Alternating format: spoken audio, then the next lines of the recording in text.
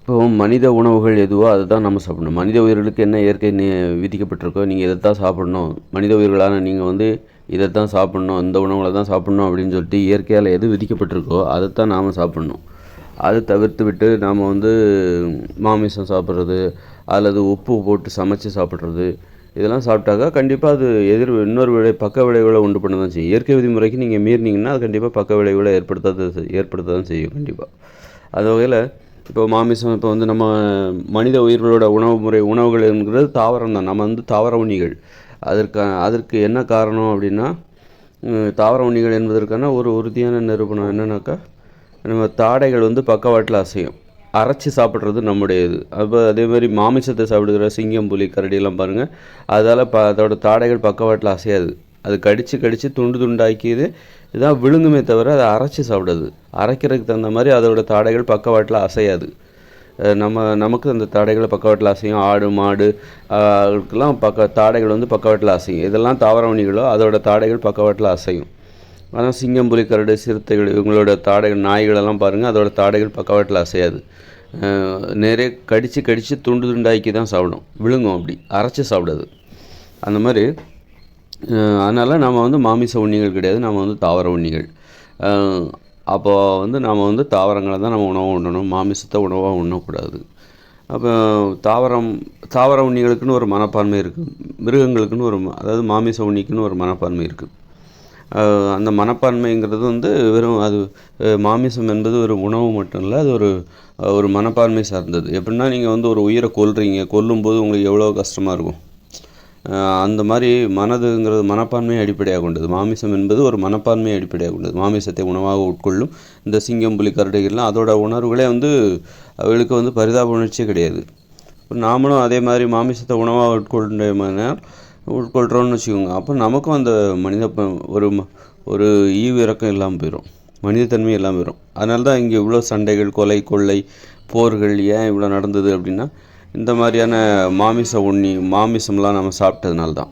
மாமிசம், அப்புறம் வந்து செயற்கையான உணவு முறையான உப்பு கலந்து உணவை சமைத்து சாப்பிட்டது, அது ஒரு காரணம். மாமிசம் உண்டதும் அது மிகப்பெரிய முக்கியமான காரணம். அதனால் வன்முறை உணர்ச்சியை, கொலை வெறியை ஊக்குவிப்பதற்காக தான் மனிதர்கள் அப்படி வந்து அந்த மாதிரி வந்து மாமிசத்தை உட்கொண்டார்கள். மாமிசத்தை உட்கொள்வதன் மூலம் நம்ம வந்து கொலை வெறி உணர்ச்சியை அதிகப்படுத்தி நம்ம வந்து ஒரு மாவீரனாக ஆக முடியும், அது நம்ம வந்து வலிமையானவர்களாக மாற முடியும் அப்படிங்கிற நம்பிக்கை அடிப்படையாக கொண்டு தான் இந்த மாமிசத்தை உணவெல்லாம் உட்கொள்கிறாங்க. மாமிசத்தை உணவாக உட்கொள்வதற்கு இதுதான் காரணம். நம்ம வந்து இன்னும் வலிமையானவர்களாக முடியும், சிங்கத்தை போல மாற முடியும். அதான் சிங்கம், புலி, சிறுத்தைன்னு சொல்லிட்டு அடைமொழி வச்சுக்கிறாங்க பாருங்கள். திரைப்படம் கூட வருதில்ல, சிங்கம் 1, சிங்கம் 2, சிறுத்தை அப்படின்னு ஏன் வருது அப்படின்னா, அந்த மாதிரி ஆகணும் அப்படின்னு மனித உயிர்களுக்குள்ள அப்படி ஒரு நினைப்பு. அதுதான் வந்து வலிமை. சிங்கம் மாதிரி இருக்கணும், புலி மாதிரி இருக்கணும், சிறுத்தை மாதிரி இருக்கணும் அப்படின்னு நினச்சி அந்த மாதிரி அப்போ தான் வந்து அதுதான் வந்து வலிமை அப்படின்னு நினைக்கிறாங்க. சிங்கம் மாதிரி புலி மாதிரி இருக்கிறது தான் வலிமை. நம்ம வந்து குரங்கு அப்படி இருக்கும்போது நம்ம குரங்கு மாதிரி தானே இருக்கணும், அதைத்தான் நம்ம பெருமையாக நினைக்கணும். அப்போ நம்ம குரங்கு மாதிரி இருக்கிறத நம்ம பெருமையாக நினைக்கல. குரங்குங்கிறது ஒரு தாவர உண்ணி. ஒரு தாவர உண்ணியாக இருக்கிறதுல நமக்கு பெருமை இல்லை. ஒரு சிங்கம் மாதிரி இருக்கணும் அப்படின்ட்டு அந்த குரங்கு இனமான நமது மனதில் அப்படி ஒரு நினப்பு இருக்குது. அப்போ அதை நம்ம போக்கணும். முதல்ல அந்த மாதிரி நினைக்கக்கூடாது. தன்னை ஒரு சிங்கம்னு சொல்லிக்கக்கூடாது, அது அசிங்கம். அது மாதிரி நம்மளை புலி, சிறுத்தை அப்படி நம்ம ஒரு சிறுத்தை மாதிரி இருக்கணும் அப்படி இப்படின்னு சொல்லிட்டு அதை போய் வியந்து பார்க்கக்கூடாது. சிங்கம், புலி, கரடிகள் தான் ஒரு காலத்தில் நம்மளை விரட்டி வேட்டையாடிச்சு. அப்புறம் வந்து அது மாதிரி நாம ஏன் இருக்கணும்? நாம் குரங்காக இருந்து அதை நம்ம வீழ்த்தணும். நம்ம இப்போ இன்றைக்கி நிறைய சிங்கங்கள் இல்லை, இன்றைக்கி உலகத்தில் உயிரோடவே இல்லை, வேட்டையாடப்பட்டு இன்றைக்கி கொஞ்சம் தான் ஜூவில் தான் இருக்குது. எதிர்காலத்தில் அது கூட இருக்காது. மிச்சமாக இருக்கிற எல்லாத்தையும் அழிச்சிருவாங்க. புலி, சிறுத்தை இது எல்லாத்தையும் கூட அழிச்சிருவாங்க. அதெல்லாம் ஒரு காலத்தில் உலோகங்கள் கண்டுபிடிக்கப்பட்ட பிறகு அதெல்லாம் நம்ம வேட்டையாடணும், விரட்டி வேட்டையாடணும். ஆனால் அதுக்கு முன்னாடி அவைகள்லாம் நம்மளை விரட்டி வேட்டையாடிச்சு. அவைகள்லாம் நம்மளை விரட்டி வேட்டையாடிச்சு.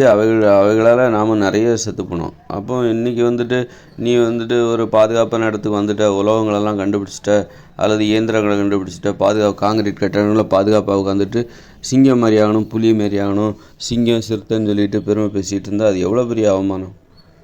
கடந்த கால வரலாறு அதெல்லாம் நினச்சி பார்க்க வேண்டாமா? இன்றைக்கி அதெல்லாம் நினச்சி யோசித்து பார்க்கணும். நம்ம வந்து கடந்த காலத்தில் நம்ம எப்படி வாழ்ந்திருப்போம். காடுகளில் வாழ்ந்தப்போ நமக்கு யார் எதிரிகளாக இருந்திருப்பாங்க, அவங்களுக்கு பயந்து தான் நம்ம இன்றைக்கி இந்த ஊர்களில் ஏன் வந்து கட்டிடங்களை உருவாக்கி ஊர் நகரம்னு ஏன் வாழ்ந்துட்டுருக்கோம். காடுகளில் போய் வாழ வேண்டியதுன்னு ஏன் வாழ முடியல. காடுகள் எல்லாத்துக்கும் பிடிக்கும், அப்போ ஏன் அங்கே வாழாமல் இங்கே வந்து இப்படி வாழ்ந்துட்டுருக்கோம் அப்படின்னா அது காடுகளில் அவைகளின் அச்சுறுத்தல் இருக்குது. சிறுத்தை, புலி, சிங்கம்லாம் நம்மளை உயிரோட வாழ விடாது.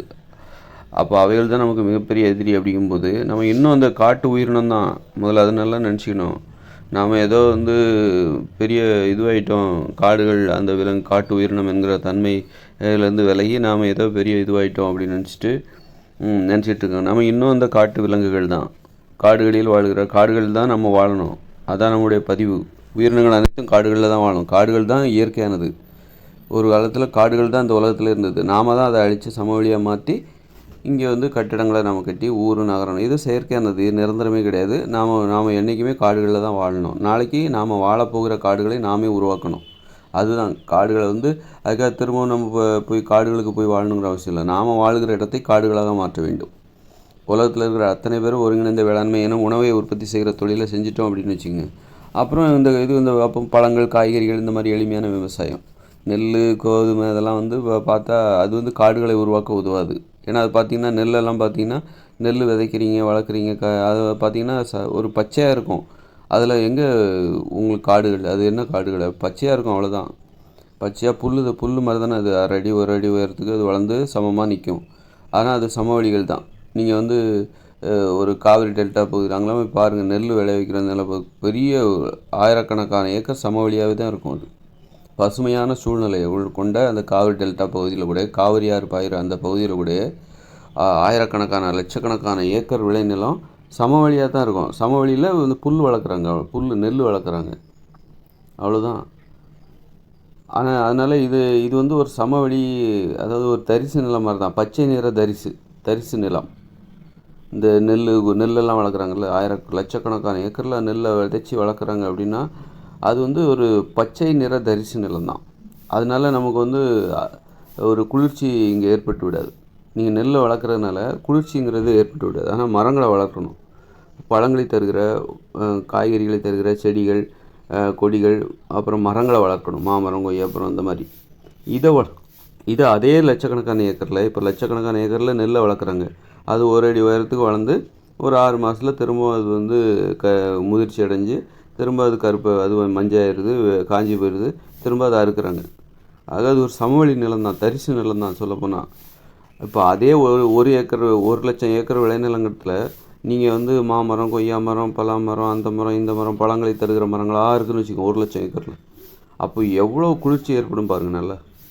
அப்போ எந்த அளவுக்கு நமக்கு குளிர்ச்சி ஏற்படும். ஆக வந்து நம்ம வந்து இன்றைக்கி நெல்லுலாம் விளைவிக்கிறோம்ல, அப்போது தமிழ்நாடு முழுக்க எத்தனையோ லட்சம் ஏக்கர் நிலம் வந்து நெல்லை தான் நம்ம விளைவிச்சிட்ருக்கோம். தமிழ்நாடு, இந்தியா முழுக்க அல்லது வட இந்தியாவில் கோதுமை. அப்போ இது எல்லாமே தரிசு நிலம். இது எல்லாமே வந்து என்னென்னாக்கா பச்சை நிற தரிசு நிலம். இது ஏதோ பச்சை கலரில் இருக்குது, அதனால் இது குளிர்ச்சி நமக்கு அப்படின்னு நம்ம நினைக்கிறோம். அதில் போய் ஏதாவது நிழல் இருக்குதா? அதில் போய் நீங்கள் அதுக்கு அடியில் போய் உட்கார முடியுமா? மரம்னா உட்காரலாம், அடியில் நிழல் இருக்கும், உட்காரலாம் நீங்கள். அதனால பூமிக்கு வந்து எப்போது அது குளிர்ச்சியாக இருக்கும். இந்த நெல் விளைவிக்கிறனால லட்சக்கணக்கான ஏக்கர் சமவெளிகளாகவும் தரிசாகவும் அது மாறுது. அது ஒரு தரிசு நிலம் தான். அறுவடை பண்ணி முடித்தோன்னா அது பார்த்தா அதோட நிலமை பார்த்தா தெரிஞ்சிடும். அறுவடை பண்ணலனாலும் அது பச்சை நிறத்தில் இருக்கும்போதும், அது ஒரு 2 அடி உயரத்துக்கு அது வளர்ந்து நிற்கும் போதும் அது தரிசு தான். தரிசு மாதிரி தான், பச்சை நிற தரிசு நிலம் அது. அதனால் இது வந்து நமக்கு வந்து நெல், கோதுமை உற்பத்தி பண்ணுறது கடினமான விவசாய முறை. அதுக்கு பதிலாக நம்ம என்ன பண்ணோம் அப்படின்னா, ஏன்னா நெல், கோதுமைலாம் அதை வந்து களை பிடுங்கணும், அப்புறம் திரும்ப நடணும், அப்புறம் வளர்க்கணும், அப்புறம் வந்து அறுக்கணும், கதிரை அறுக்கணும், அப்புறம் வந்து நெல்மணிகளை உதிர்க்கணும், அப்புறம் அதை குத்தணும், புடைக்கணும், அவிக்கணும், காய வைக்கணும், கழுவணும், இப்படி ஏகப்பட்ட வேலைகள் இருக்குதுல்ல. அதை விட நீங்கள் ஒரு பழம் கொய்யா பழமாக மரத்தில் வந்து பறிக்கிறீங்க, பறித்து சாப்பிட்றீங்க, முடிஞ்சு போச்சு.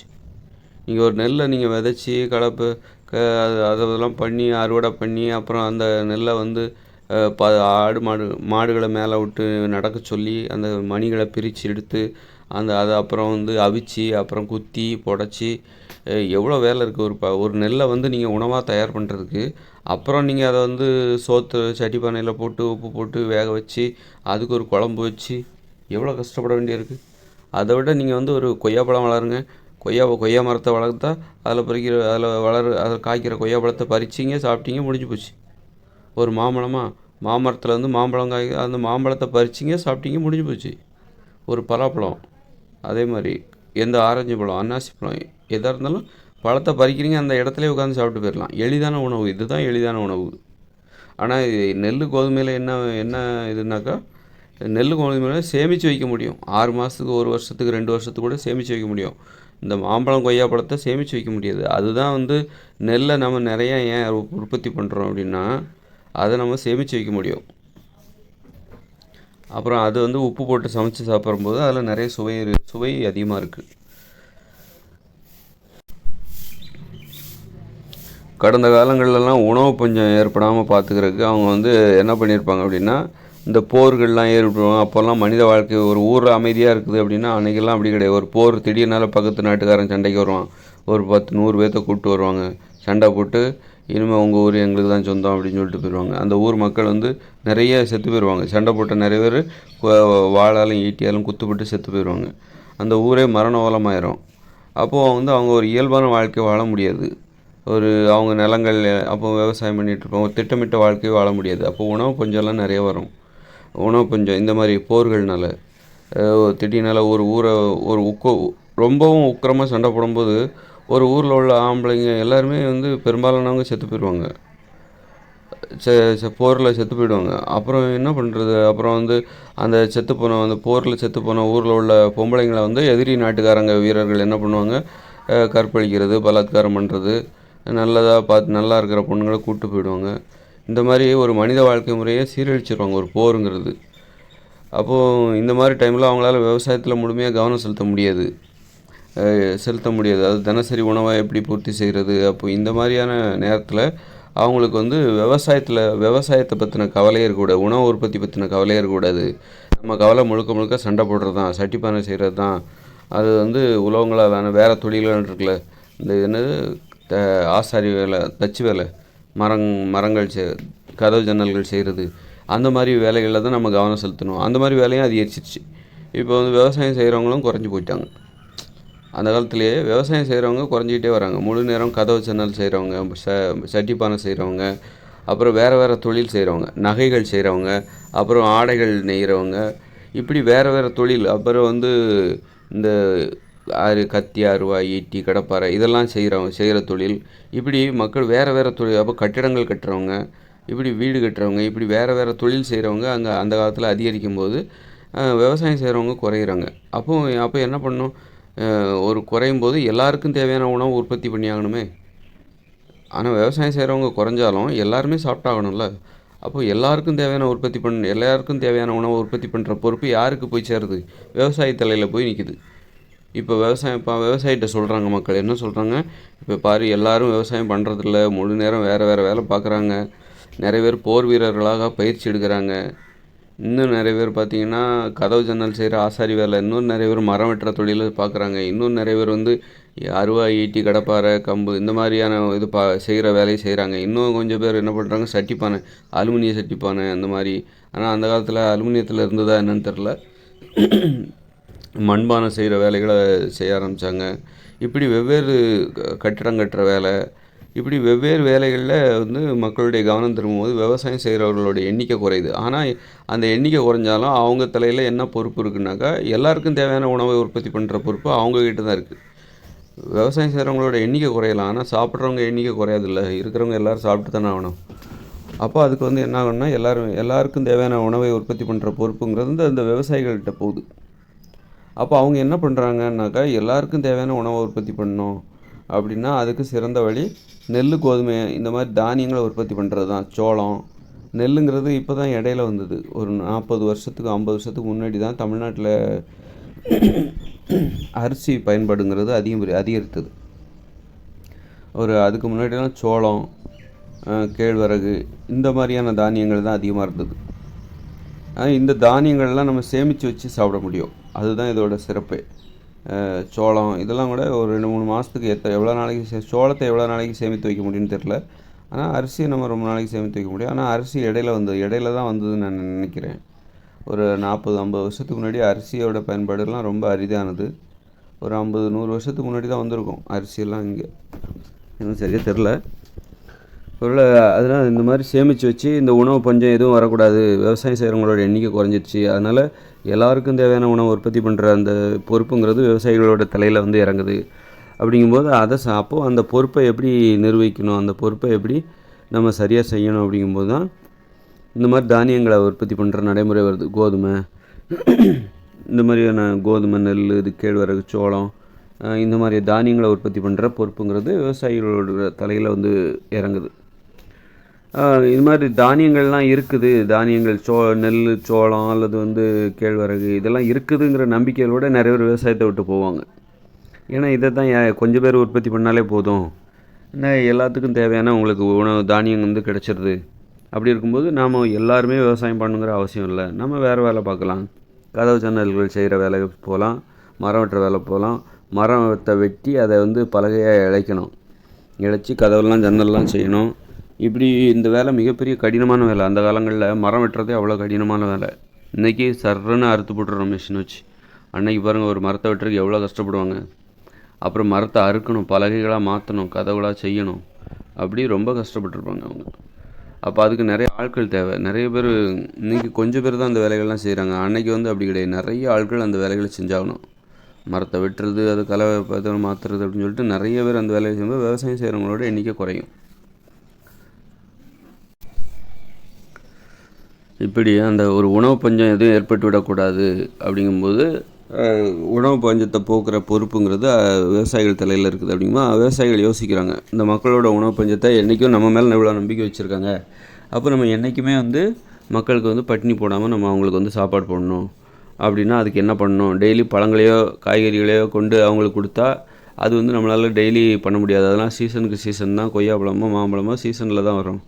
அப்போ எப்போதுமே நமக்கு உணவு தேவை. அப்படின்னா நம்ம எதை நம்பணும், எந்த உணவுகளை நம்பணும்? சீசனில் காய்க்கிற சில சீசனில் மாம்பழங்கள் காய்க்காது, சில சீசனில் பலாப்பழம் வராது, கொய்யாப்பழம் வராது. ஒரு வருஷம் நல்லா வரும், ஒரு வருஷம் வராமல் கூட போகும். அப்போ எப்போதுமே நாம் எந்த உணவுகளும் மீது நம்பிக்கை வைக்கணும் அப்படின்னா தினமும் நம்ம சாப்பிட்டாகணும். அப்படிங்கும்போது நம்ம வந்து தானியங்கள், சோளம், நெல், கோதுமை, கேழ்வரகு இந்த மாதிரியான உணவுகள் மீது தான் நம்ம நம்பிக்கை வைக்கணும். இதுதான் நம்மளை காப்பாற்றும், இதுதான் நமக்கு தினசரி உணவுகளை நமக்கு கொடுக்கும் அப்படிங்கிற எண்ணம் வந்து அதை உற்பத்தி பண்ண ஆரம்பித்தாங்க. அதை உற்பத்தி பண்ண ஆரம்பிக்கும்போது தான் இந்த மரங்களெல்லாம் அழித்து சமவெளிகளாக மாற்றி அப்புறம் அது நிலத்தை உழுது அதை வந்து நம்ம வந்து உற்பத்தி பண்ண ஆரம்பித்தோம். நெல், கோதுமைகளை உற்பத்தி பண்ணுறதுக்கு இதுதான் மிக முக்கிய காரணம். அது எப்போதும் நம்மளால் சேமித்து வைக்க முடியும், உணவு பஞ்சம் எதுவும் ஏற்படாமல் பார்த்துக்க முடியும். நாளைக்கு சண்டை சச்சரவு, ஒரு போருங்கிறது அங்கெல்லாம் அடிக்கடி வரும். அப்படிங்கும்போது அப்போ எல்லோரும் பதுங்கிக்குவாங்க, ஒளிஞ்சுக்குவாங்க, ஒளிஞ்சுப்பாங்க. அந்த நேரத்தில் அவங்களுக்கு சாப்பாடு வேணும். இப்போ இந்த மாதிரியான உணவுகள் அவங்களுக்கு ஒரு உதவி, நல்ல வலிமையும் கொடுக்கும். இன்னொன்று, இந்த தானியங்களை வந்து ஏன் சாப்பிட்றாங்க, சோளம், நெல், கோதுமை இதெல்லாம் ஏன் சாப்பிட்றாங்கன்னா, இதை சமைச்சு நீங்கள் உப்பு போட்டு சாப்பிட்டிங்கன்னா அவ்வளோ வலிமை கிடைக்கும். வயிறு ஃபுல்லாக நிரப்புனா அவ்வளோ வலிமை கிடைக்கும், பல மடங்கு. ஒரு பழத்தை சாப்பிட்றத விட, ஒரு ஆப்பிள், அன்னாசி, கொய்யாப்பழம் இதெல்லாம் சாப்பிட்றத விட நீங்கள் ஒரு நெல், கோதுமை, அரிசியெல்லாம் நீங்கள் சமைச்சு சாப்பிடும்போது ஏற்படுற வலிமை இருக்குல்ல, பல மடங்கு வலிமை. அது அளவுக்கு அதிகமாக ஊக்க மருந்தது. சமைத்த உணவுகள் அனைத்துமே ஊக்க மருந்து. அது உணவை சமைச்சாச்சுன்னா அது மருந்தாக மாறிவிடும். அது மாதிரி இது வந்து சரியான ஊக்க மருந்து. இந்த அரிசினால் செய்யப்படுறது கேழ்வரகு அரைச்சி இடித்து அதை கூழாக்கி சாப்பிடும்போது, உப்பு போட்டு சமைச்சு சாப்பிடும்போது அப்படி ஒரு தெம்பு. சண்டை போடுறதுக்கெலாம் இது நல்ல உதவியாக இருக்கும். நீங்கள் கொய்யாப்பழத்தை சாப்பிட்டிங்கன்னா கொய்யாப்பழத்தையும் முழு நேர உணவு, கொய்யாப்பழம், ஆப்பிள் பழம், அன்னாசி பழம், ஆரஞ்சு பழம், திராட்சை இதெல்லாம் அப்புறம் காய்கறிகள், கேரட்டு இதெல்லாம் முழு நேரமாக நீங்கள் சாப்பிட்டிங்கன்னா உங்களுக்கு அந்த சண்டை போடணுங்கிற எண்ணமே வராது, சண்டையை போட மாட்டீங்க. இயற்கையான வலிமை அது. இயற்கையான வலிமை என்பது சண்டை போடுவதற்கானதல்ல. செயற்கையான வலிமை என்பது சண்டை போடுவதற்காகவே ஏற்படுத்தப்பட்ட வலிமை அது. அதனால் வந்து இந்த நெல், கோதுமை அதெல்லாம் வந்து நல்லா இடித்து அதை வந்து பொங்கி ஆக்கி ஒரு சோளக்காடியாவோ அல்லது வந்து கேழ்வரகு கூழாவோ, அரிசி சோறாவோ, கோதுமை இதுவாகவோ நம்ம சாப்பிடும்போது உடம்புல அவ்வளோ ஒரு வலிமை, முறுக்கேறம் யாராவது அடித்து வீழ்த்தணும் போல் அந்தளவுக்கு வலிமை வரும். அதான் செயற்கையான வலிமையே மற்றவங்களை வீழ்த்துவதற்கானது தான், அடித்து வீழ்த்துவதற்கானது. அன்பு செலுத்துவதற்கு செயற்கையான வலிமை பயன்படாது. செயற்கையான உணவுகளை சாப்பிடுவதன் மூலம் நமக்கு செயற்கையான வலிமை கிடைக்கும். செயற்கையான உணவுங்கிறது என்னது? இந்த அரிசி, கோதுமை, உப்பு போட்டு சமைச்சு சாப்பிட்றது அனைத்துமே செயற்கையான உணவு. செயற்கையான உணவு மூலம் செயற்கையான வலிமை கிடைக்கும். செயற்கையான சுவை, செயற்கையான உணவிலிருந்து கிடைக்கும் சுவை, செயற்கையான சுவை. செயற்கையான உணவிலிருந்து உண்பதால் அதிலிருந்து கிடைக்கக்கூடிய வலிமை செயற்கையான வலிமை. அந்த செயற்கையான வலிமை எதுக்கு பயன்படுத்துதுன்னா, அன்பு செலுத்துவதற்காக அல்ல, பாசத்தையோ அக்கறையோ செலுத்துவதற்காக அல்ல, நேசிப்பதற்காக அல்ல. அது சண்டை போடுவதற்காக, அழிப்பதற்காக, போர் புரிவதற்காக, அழிப்பதற்காக ஒரு உணவு. அழிப்பதற்கான உணவு தான் இந்த செயற்கையான உணவு. அரிசி, கோதுமை, இந்த தானிய உணவு. அழிப்பதற்காக தான் இந்த உணவுகள் உதவும். இந்த உணவை சாப்பிட்டாலே உங்களுக்கு அழிக்கணுங்கிற உணர்வு தான் வரும். இந்த நெல், கோதுமை, தானிய உணவுகள் உப்பு போட்டு சமைச்சு சாப்பிட்டாலே உங்களுக்கு அழிக்கணுங்கிற உணர்வு தான் வரும். நல்லா தெரிஞ்சுக்கோங்க. சமைச்சு சாப்பிட்டா அது மருந்து, ஊக்க மருந்து. அதில் உப்பு போட்டிங்கன்னா உப்பு போட்டு சமைச்சிங்கன்னா அது ஊக்க மருந்தாக மாறிவிடும். அழிக்கணுங்கிற உணர்வு தான் இந்த இதை சாப்பிட்டா வரும். அந்தளவுக்கு வலிமை அதிகமாகும். அளவுக்கு அதிகமான வலிமை என்பது அழிக்கணும். நம்ம ஏன் அடங்கி நடக்கிறோம்? நம்ம காய்கறி, பழங்களை முழு நேர உணவாக சாப்பிட்றோம். அப்போ ஏன் அடங்கி சாதுவாக இருக்கிறோம்? ஏன்னா வலிமை குறைஞ்சிரும். வலிமையின் தன்மையே வேறாக மாறிவிடும். நீங்கள் நினைக்கிற வலிமைங்கிறது அதில் கிடைக்கவே கிடைக்காது. நீங்கள் முழு நேரம் பச்சை காய்கறிகளை சாப்பிட்டு பாருங்கள் ஒரு 10 நாளைக்கு. உங்களுடைய வலிமை, நீங்கள் ரொம்ப சோர்வாக இருப்பீங்க. நீங்கள் கடினமான வேலைகளை செய்ய மாட்டீங்க, வேகமாக ஓட மாட்டீங்க. ஆனால் உடல் உழைப்பில் ஈடுபட்டால் நீங்கள் நடப்பீங்க, எல்லாம் விளையாடுவீங்க, எல்லாம் செய்வீங்க. ஆனால் உடம்பு வலிக்காது. ஆனால் நீங்கள் வேகமாகலாம் ஓட மாட்டீங்க, முரட்டுத்தனமான வேலைகளை செய்ய மாட்டீங்க, பளு தூக்க மாட்டீங்க. நல்லா தெரிஞ்சுக்கோங்க. நீங்கள் காய்கறி, பழங்கள்லாம் சாப்பிட்டீங்கன்னா ஒரு பெரிய மூட்டையெல்லாம் நீங்கள் தூக்கி போட்டுருமே, அரிசி மூட்டை, சிமெண்ட் மூட்டையெல்லாம் சுமந்துட்டு அதுவே வேலையாக வச்சுட்டு இருக்காங்களே, அவங்களுக்கு அந்த வலிமை எங்கேருந்து கிடைக்குது? பழங்கள், காய்கறிகளை சாப்பிட்டா அந்த மாதிரிலாம் பண்ண முடியாது. அந்த மாதிரி மூட்டையெல்லாம் தூக்க முடியாது, பளு தூக்க முடியாது. இன்றைக்கி ஒவ்வொருத்தரும் நிறைய பேர் பளு தூக்குற வேலைகளை செய்கிறாங்க. தங்களுடைய வேலையில் கொத்தனார், சித்தாள், அப்புறம் அரிசி மூட்டை சுமந்து இறக்குறவங்க, குடோனில் இறக்குறவங்க, அப்புறம் கட்டடம் கட்டுற தொழிலில், இப்படி பல வேலைகளில், தொழிற்சாலைகளில், கனரக தொழிற்சாலை, இப்படி பல வேலைகளில் கடினமான வேலைகளை, மூட்டைகளை சுமக்கிற வேலைகளை நிறைய பேர் செய்கிறாங்க. பளு தூக்குற வேலைகளை நிறைய பேர் செய்கிறாங்க. நீங்கள் ஜிம்மில் போய் ஒர்க் அவுட் பண்ணுறாங்களே, ஏன் காரணம்? அந்த உப்பு போட்டு சமைச்சு சாப்பிட்றது தான் காரணம். வெறும் பழங்கள், காய்கறிகளை சாப்பிட்டு இந்த மாதிரி வேலைகளை செய்ய முடியாது, பளு தூக்க முடியாது. பளுலாம் வெயிட்டெல்லாம் தூக்கவே முடியாது. அந்த அளவுக்கு நீங்கள் சாதுவாக மாறிடுவீங்க. சண்டை போடவே மாட்டீங்க, சண்டை போடணுங்கிற எண்ணமே வராது. அப்போ அன்பு செலுத்த ஆரம்பிச்சிருவீங்க. ஏதாவது ஒன்று தான் செய்ய முடியும், மற்றவங்கள நேசிக்கணும், எல்லாம் சண்டை போடணும். நீங்கள் இந்த மாதிரி தானிய உணவு சமைச்சு சாப்பிட்டா அவங்களுக்கு சண்டை போடணுங்கிற எண்ணம் தான் வரும். அது செயற்கையான உணர்வு, அது ஒரு பைத்தியக்கார உணர்வு. அது நீங்கள் சமைச்சு சாப்பிடுவது மூலமாக நம்ம ஒரு பைத்தியக்காரர் ஆகிடுவோம், பைத்தியம் முத்தி போகிற மாதிரி ஆகிடும். அளவுக்கு அதிகமான வித்தியாசமான வலிமை வரும்போது மனித உயிர்களுக்கு திமிர் வந்துடும். அப்புறம் யாராவது அடிக்கணும், நம்ம ஆதிக்கத்தை செலுத்தணும், கொல்லணும், வெட்டணும், குத்தணும், கொலை பண்ணணும், அப்படிங்கிற மாதிரி அடக்கணும், அடிமைப்படுத்தணும். அப்போ அதுக்கு ஈஸியாக இருக்குது. யாருனாக்கா பெண்கள். அந்த மாதிரி சமைச்சு சாப்பிடும்போது நமக்கு ஒரு ஈஸியாக இருக்குது. எது? அடிமைப்படுத்தணும், வெட்டணும், குத்தணும், கொலை பண்ணணும், நம்மக்கிட்ட பணிய வைக்கணும் மற்றவங்கள. அப்படிங்கும்போது அதுக்கு பெண்களுக்கும் அந்த உணர்ச்சி வருது, ஆண்களுக்கும் அந்த உணர்ச்சி வருது. ஆண்களுக்கு அந்த உணர்ச்சி வரும்போது இன்னொரு ஆண்களை போய் அடிமைப்படுத்தினா என்ன ஆகும்? அவன் திருப்பி அடிப்பான், ஒரு பாதுகாப்பு இல்லாமல் போயிடும். அதனால் என்ன பண்ணுறோம், ரொம்ப பாதுகாப்பாக இருக்குன்னு சொல்லிட்டு பெண்களை அடிமைப்படுத்த ஆரம்பிச்சிட்டாங்க. பெண்களை அடிக்கிறது, திட்டுறது, அடக்கிறது, அவங்ககிட்ட பணிஞ்சு அடிமையாக மாற்றுறது. அப்போ பெண்களை பண்ணும்போது அவன் ஆண்கள்கிட்டையும் சண்டை போட ஆரம்பிக்கிறாங்க. நீங்கள் பெண்கள்கிட்ட மட்டும் சேஃபாக சண்டை போட்டு முடிச்சிக்க முடியாது. பெண்கள் கேட்பாங்க, என்கிட்ட வேறு வீரத்தை காட்டுறியே, போய் ஆம்பளைங்கிட்ட போய் வீரத்தை காட்டு. அப்படிங்கும்போது அவனுக்கு அது சுருக்குன்னு இருக்கும். இந்தப்போ காட்டுறேன் பாரு அப்படின்னு சொல்லிட்டு வெளியில் உள்ளவங்ககிட்ட போய் சண்டைக்கு இழுக்கிறது ஆம்பளைங்கிட்ட. அப்போ பயங்கர சண்டை வரும். அப்போ அடி வாங்குவாங்க, அல்லது அடி வாங்குவான். அதில் தான் போரே ஏற்படுற காரணமே அதான். இந்த சமைச்ச உணவுகளை சாப்பிடும்போது உங்களுக்கு மற்றவங்களை அடிக்கணும், குத்தணும், கொலை பண்ணணும், அடக்கணும், அடிமைப்படுத்தணும், அந்த உணர்ச்சி அதிகமாகுது. ஏன்னா பயங்கரமான வலிமை கிடைக்கிது. அதை வச்சுட்டு என்ன செய்யலாம் அப்படிங்கும்போது அதை வச்சுட்டு நேசிக்கணும், அன்பு செலுத்தணும். அன்பு செலுத்துறதுக்கு இவ்வளோ வலிமை தேவையில்லை, இந்த மாதிரியான வலிமையும் தேவையில்லை. அன்பு செலுத்துறதே எப்போ வரும்னா, நீங்கள் ஒரு எளிமையானவராக மாறணும். அப்போ தான் உங்களுக்கு மற்றவங்களை நேசிக்கணுங்கிற எண்ணமே வரும், பயமே வரும். நம்ம எளிமையானவங்க, நமக்கு மற்றவங்களோட உதவி தேவை, அந்த எண்ணம் தான் வரும்போது தான் நீங்கள் அன்பு செலுத்தவே ஆரம்பிப்பீங்க. நீங்கள் உங்களை பயங்கர வலிமையோடு இருக்கீங்க அப்படிங்கும்போது உங்களுக்கு திமிர் வந்துடும். நான் எதுக்கு மற்றவங்கள சார்ந்திருக்கணும்? எனக்கே ஒரு 10 ஆளுகளை ஒரே நேரத்தில் அடித்து தூக்கி போடுற மாதிரி உடம்புல தெம்பு இருக்குது. இப்போ தான் சோளக்காடி குடிச்சிட்டு வந்தேன், இப்போ தான் நெல் சோறு சாப்பிட்டு வந்தேன். சும்மா அப்படி உடம்புல தெம்பு இருக்குது. நான் எதுக்கு மற்றவங்ககிட்ட அன்பு செலுத்தணும், நேசிக்கணும்? நான்லாம் அந்த மாதிரி வேலைலாம் பண்ண மாட்டேன். எனக்கு அடித்து வீழ்த்தணும், நேசிப்பதற்கு இங்கே நேரம் இல்லை அப்படின்ற மாதிரி ஆகிடும். அந்த மாதிரி இந்த உணவுகளை சமைச்ச உணவுகளை சாப்பிட்டாலே அது வந்து நமக்கு வந்து அழிக்கணுங்கிற உணர்வு தான் வரும். அடிக்கணும், அடிமைப்படுத்தணும். அப்போ வந்து பெண்களை ஈஸியாக அடிமைப்படுத்துகிற மாதிரி அவங்களுக்கு ஒரு எண்ணம் என்னென்னா, பெண்களை வந்து வீட்டிலே உட்காரு, நிறைய அடிமைப்படுத்துகிற நம்ம சொல்கிறது செய்கிறாங்களா, நம்மக்கிட்ட அவங்க பணிவிடைகிறாங்களா, வீட்டிலே உட்காடுறாங்களா, அப்புறம் வீட்டிலே உட்காரு அடிக்கிறது, அப்பப்போ டெய்லி அடிப்பாங்களாம். ஒரு 30-50 வருஷத்துக்கு முன்னாடிலாம், ஒரு 100 வருஷத்துக்கு முன்னாடிலாம் ஆண்கள் வெளியே போய்ட்டு வீட்டுக்கு வந்தோன்னா டெய்லி பெரும்பாலான வீடுகளில் மனைவியை போட்டு அடிக்கிறது. டயர்டானதுக்கப்புறம் தான் விடுறது. அடித்து ஓஞ்சி டயர்டாகி தான் அப்புறம் தான் படுத்து தூங்குறது. சண்டை போடணுங்கிற அந்த உணர்வு வரும். இந்த சமைச்சு சாப்பிட்ற உணவு சாப்பிட்டா சண்டை போடணுங்கிற உணர்வு வரும். நல்லா அது பார்த்துக்கோங்க. சண்டை போடணும். சண்டைன்னா சண்டை, அது சாதாரண சண்டை கிடையாது. சண்டைங்கிறது இயற்கையான வாழ்க்கையில் உள்ள விஷயந்தான் சண்டைங்கிறது. ஆனால் இந்த சண்டைங்கிறது எப்படின்னாக்கா அழிக்கணும், வன்முறை. சண்டை போடுறது, அன்பு செலுத்துறது வந்து இயற்கையான நடைமுறை தான். அது மென்மையாக இருக்கணும். ஒரு உரிமையோடு சண்டை போடணும். அந்த சண்டையை நம்ம நேசிக்கணும், அது ரசிக்கணும். அந்த சண்டை போடுறத அழகே ரசிக்கணும். அதுதான் வந்து இயற்கையான சண்டை. இந்த சண்டைங்கிறதுல செயற்கையான சண்டை.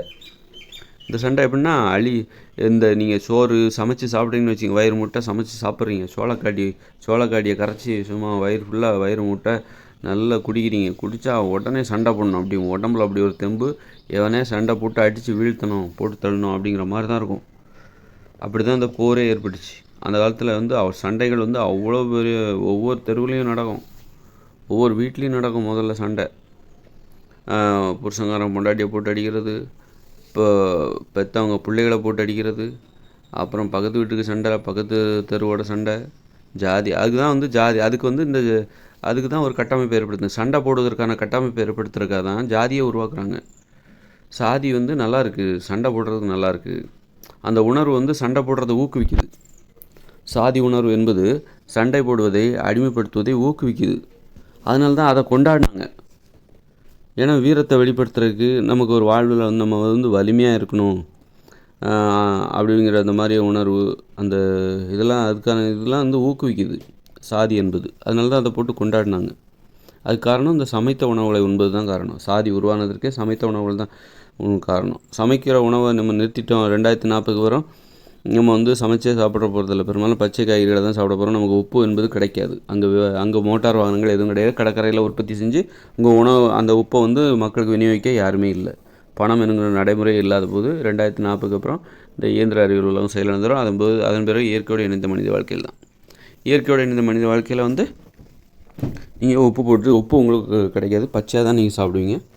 அதனால் பச்சையாக தான் நீங்கள் உணவை சாப்பிடுவீங்க. அப்படிங்கும்போது என்ன ஆகுது, உங்கள் வலிமை வந்து குறைஞ்சிடும். சண்டை போடணுங்கிற எண்ணமே வராது உங்களுக்கு. நேசிக்கணும் அப்படிங்கிற எண்ணம் தான் வரும். சாதின்னா என்னன்னு கேட்க ஆரம்பிச்சிருவாங்க. சாதியா அது என்ன அப்படின்னு கேட்க ஆரம்பிச்சிருவாங்க. இப்போவே கேட்குறாங்க. உப்பு போட்டு சாப்பிட்ற இப்போ கூட கேட்குறாங்க. உப்பு போட்டு சமைச்சு சாப்பிட்ற இப்போ கூட சாதின்னா என்ன, அல்லது மதம்னா எல்லாத்துக்கும் தெரியுது. சாதின்னா என்னங்கிறது கேட்குறாங்க. சாதி வந்து இப்போ வேறு மாதிரி மாறிடுச்சு. அது வந்து தொழிலில் இருந்தானே சாதி வருது. அப்படின்னா தொழில் மாறும்போது அப்போ சாதியும் மாறத்தானே செய்யும். பழமையான சாதிகள் மாறுது. இப்போ சாதி என்பது என்னென்னாக்கா இன்ஜினியர், டாக்டரு, இது நான் கலெக்டரு அப்படின்னு சொல்கிறதுல பெருமையாக இருக்கலாம். ஏன் டாக்டர் படிக்கணும்னு ஆசைப்பட்றாங்க?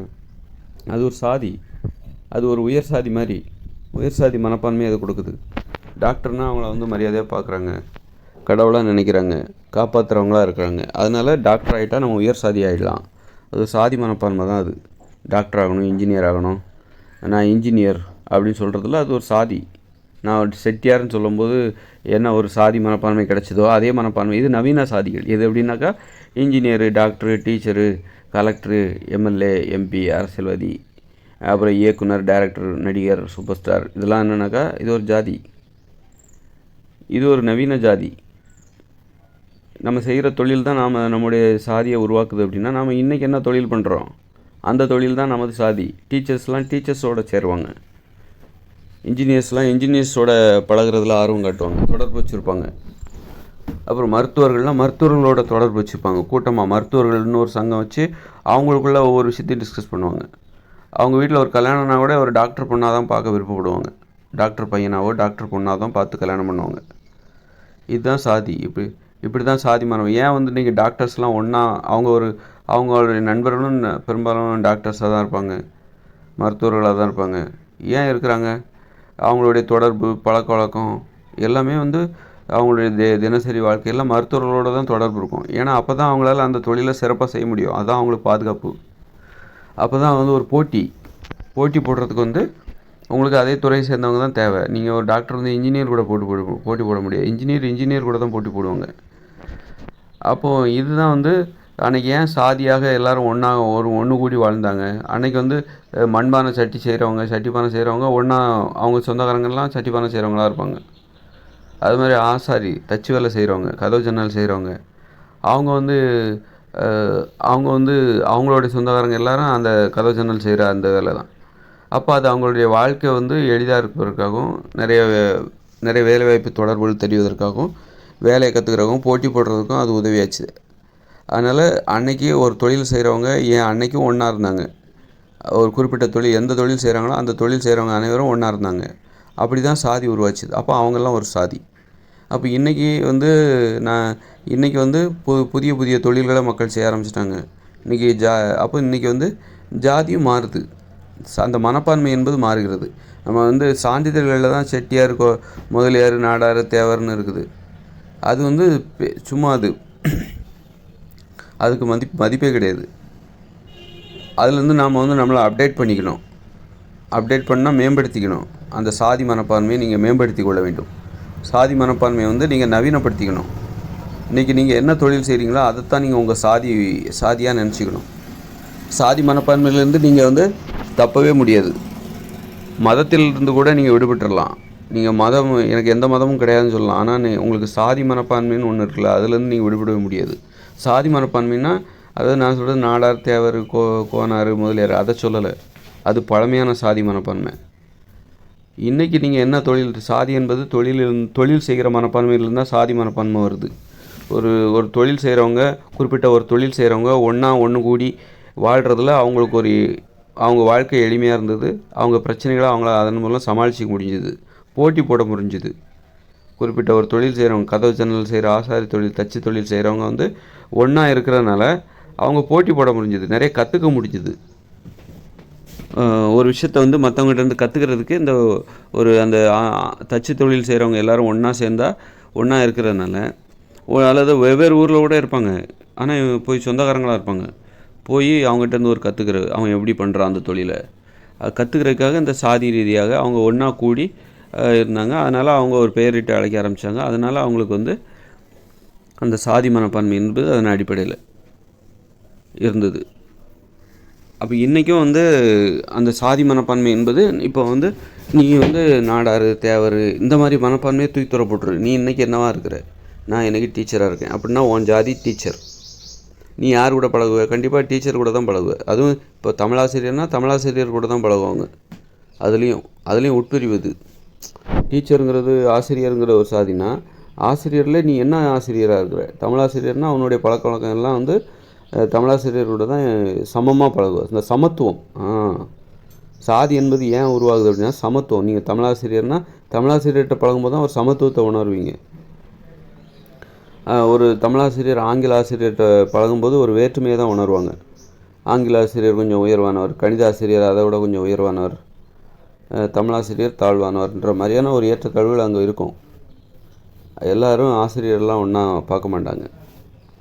அது மாதிரி சமத்துவத்தை விரும்புகிறாங்க. எதுக்காக வந்து அந்தந்த சாதியினர் ஏன் அந்தந்த சாதியினரோடு கல்யாணம் பண்ணணும் அப்படின்னு ஏன் யோசிக்கிறாங்க? சம்மந்தம் வச்சுக்கணும் அல்லது உறவுமுறை வச்சுக்கணும்.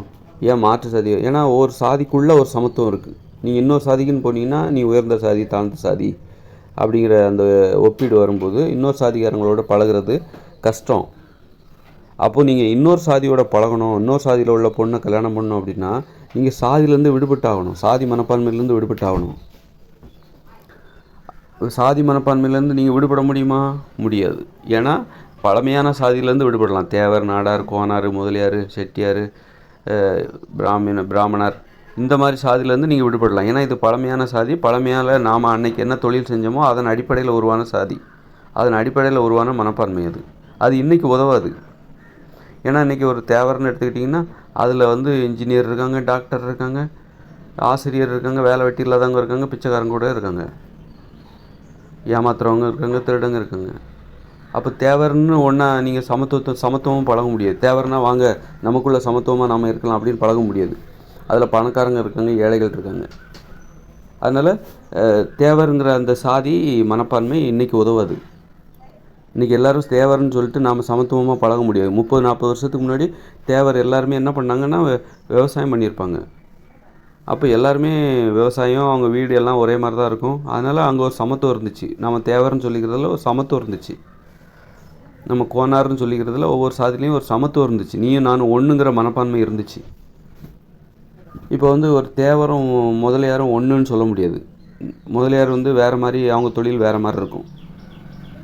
அப்போ தேவர் வந்து அது முதலியார் வந்து கொஞ்சம் உயர்ந்த தொழில் செய்கிற மாதிரி கூட இருக்கும். நிறைய பொருளாதாரம் அதன் மூலம் அவங்களுக்கு கிடைக்கும். அப்போ முதலியாருங்கிறவங்க கொஞ்சம் உயர்ந்த சாதி, தேவருங்கிறது ஒரு தாழ்ந்த சாதி. அப்போ அங்கே சமத்துவம் இல்லை. அப்போ 2 பேரும் பழக முடியாது, உறவுமுறை ஏற்படுத்திக்க முடியாது. சமத்துவத்தை விரும்புகிறாங்க. ஏன் ஒரு கவுண்டர்னால் ஏன் வந்து ஒன்றா கூடுறாங்க, வன்னியர்னா ஏன் ஒன்றா கூடுறாங்க, தலித்னா ஏன் ஒன்றா கூடுறாங்க அப்படின்னா அது அந்தந்த சாதிக்குள்ளே ஒரு சமத்துவம் இருப்பதாக நம்புகிறார்கள். ஆனால் அது பொய். இப்போ பொய். அன்னைக்கு இருந்தது. ஒரு சாதிக்குள்ளே ஒரு சமத்துவம், நீ நானும் ஒன்றுங்கிற அந்த மனப்பான்மை. ஆனால் அது இன்னொரு சாதிக்கும் போகும்போது அந்த மனப்பான்மை வராது. இன்னொரு சாதி இப்போ வந்து ஒரு சாதியினர் இன்னொரு சாதிக்கு போகிறாங்கன்னா 2 சாதியும் அங்கே வெவ்வேறு தொழில் தானே. ஒரு தொழில் உயர்ந்த தொழிலாக பார்க்கப்படும். எல்லா தொழிலும் ஒன்றும் கிடையாது. இப்போ தொழில்னால் அது முதல்ல விவசாயம்தான். விவசாயத்தை தவிர வேறு செயல்களை தொழிலாக செய்யும்போது தான் இந்த ஏற்றத்தாழ்வுகளே வருது. தொழிலில் ஏற்றத்தாழ்வுகளே வருது. அப்போ வந்து ஒரு சாதிக்குள்ளே ஏன் மக்கள் ஒன்று கூடுறாங்க, ஒன்றா இருக்கணும்னு நினைக்கிறாங்க, ஒரு சாதி ரீதியாக ஏன் ஒன்றாக இருக்க வேண்டும், ஏன் பிற சாதியினரோடு சேர மறுக்கிறாங்கன்னா, ஒவ்வொரு சாதியோடு இருக்கும்போது அதில் ஒரு சமத்துவம் இருந்துச்சு. அந்த சாதியினர் அனைவரும் சமத்துவமாக இருந்தார்கள். அவங்க மற்ற சாதியோடு ஒப்பிடும்போது தாழ்ந்தவர்களாகவும் உயர்ந்தவர்களாகவும் மாறுகிறார்கள், அது வேறு விஷயம். ஆனால் அவர்கள் அந்த சாதியோடு இருக்கும் பொழுது, அந்த சாதியினரோடு பழகும் பொழுது அவர்களுக்கு ஒரு சமத்துவத்தை உணர்கிறார்கள். தலித்துன்னா அவங்க அதுக்குள்ளே இருக்கும்போது ஒரு சமத்துவம் அன்னைக்கு இருந்துச்சு. ஆனால் இன்றைக்கி இருக்கா? ஏன்னா தலித்தில் வந்து இன்றைக்கி வந்து பார்த்திங்கன்னா பணக்காரங்க இருக்காங்க, ஏழைகள் இருக்காங்க, இன்ஜினியர் இருக்காங்க, டாக்டர் இருக்காங்க, குடிசையில் இருக்கிறவங்க இருக்காங்க, கோபுரத்தில் பெரிய மாளிகை வீட்டில் வசிக்கிறவங்க இருக்காங்க, விமானம் ஓட்டுறவங்க இருக்கிறாங்க, ஆட்டோ ஓட்டுறவங்க இருக்காங்க. அப்போ எல்லோரும் ஒன்றாயிட முடியாதுல்ல. அப்போ தலித்துனா அப்போ எல்லோரும் நாமெல்லாம் தலித்து வாங்க, நாமெல்லாம் ஒன்று அப்படின்னு ஒன்றாயிட முடியாது. இன்றைக்கி ஒன்றாக முடியாது.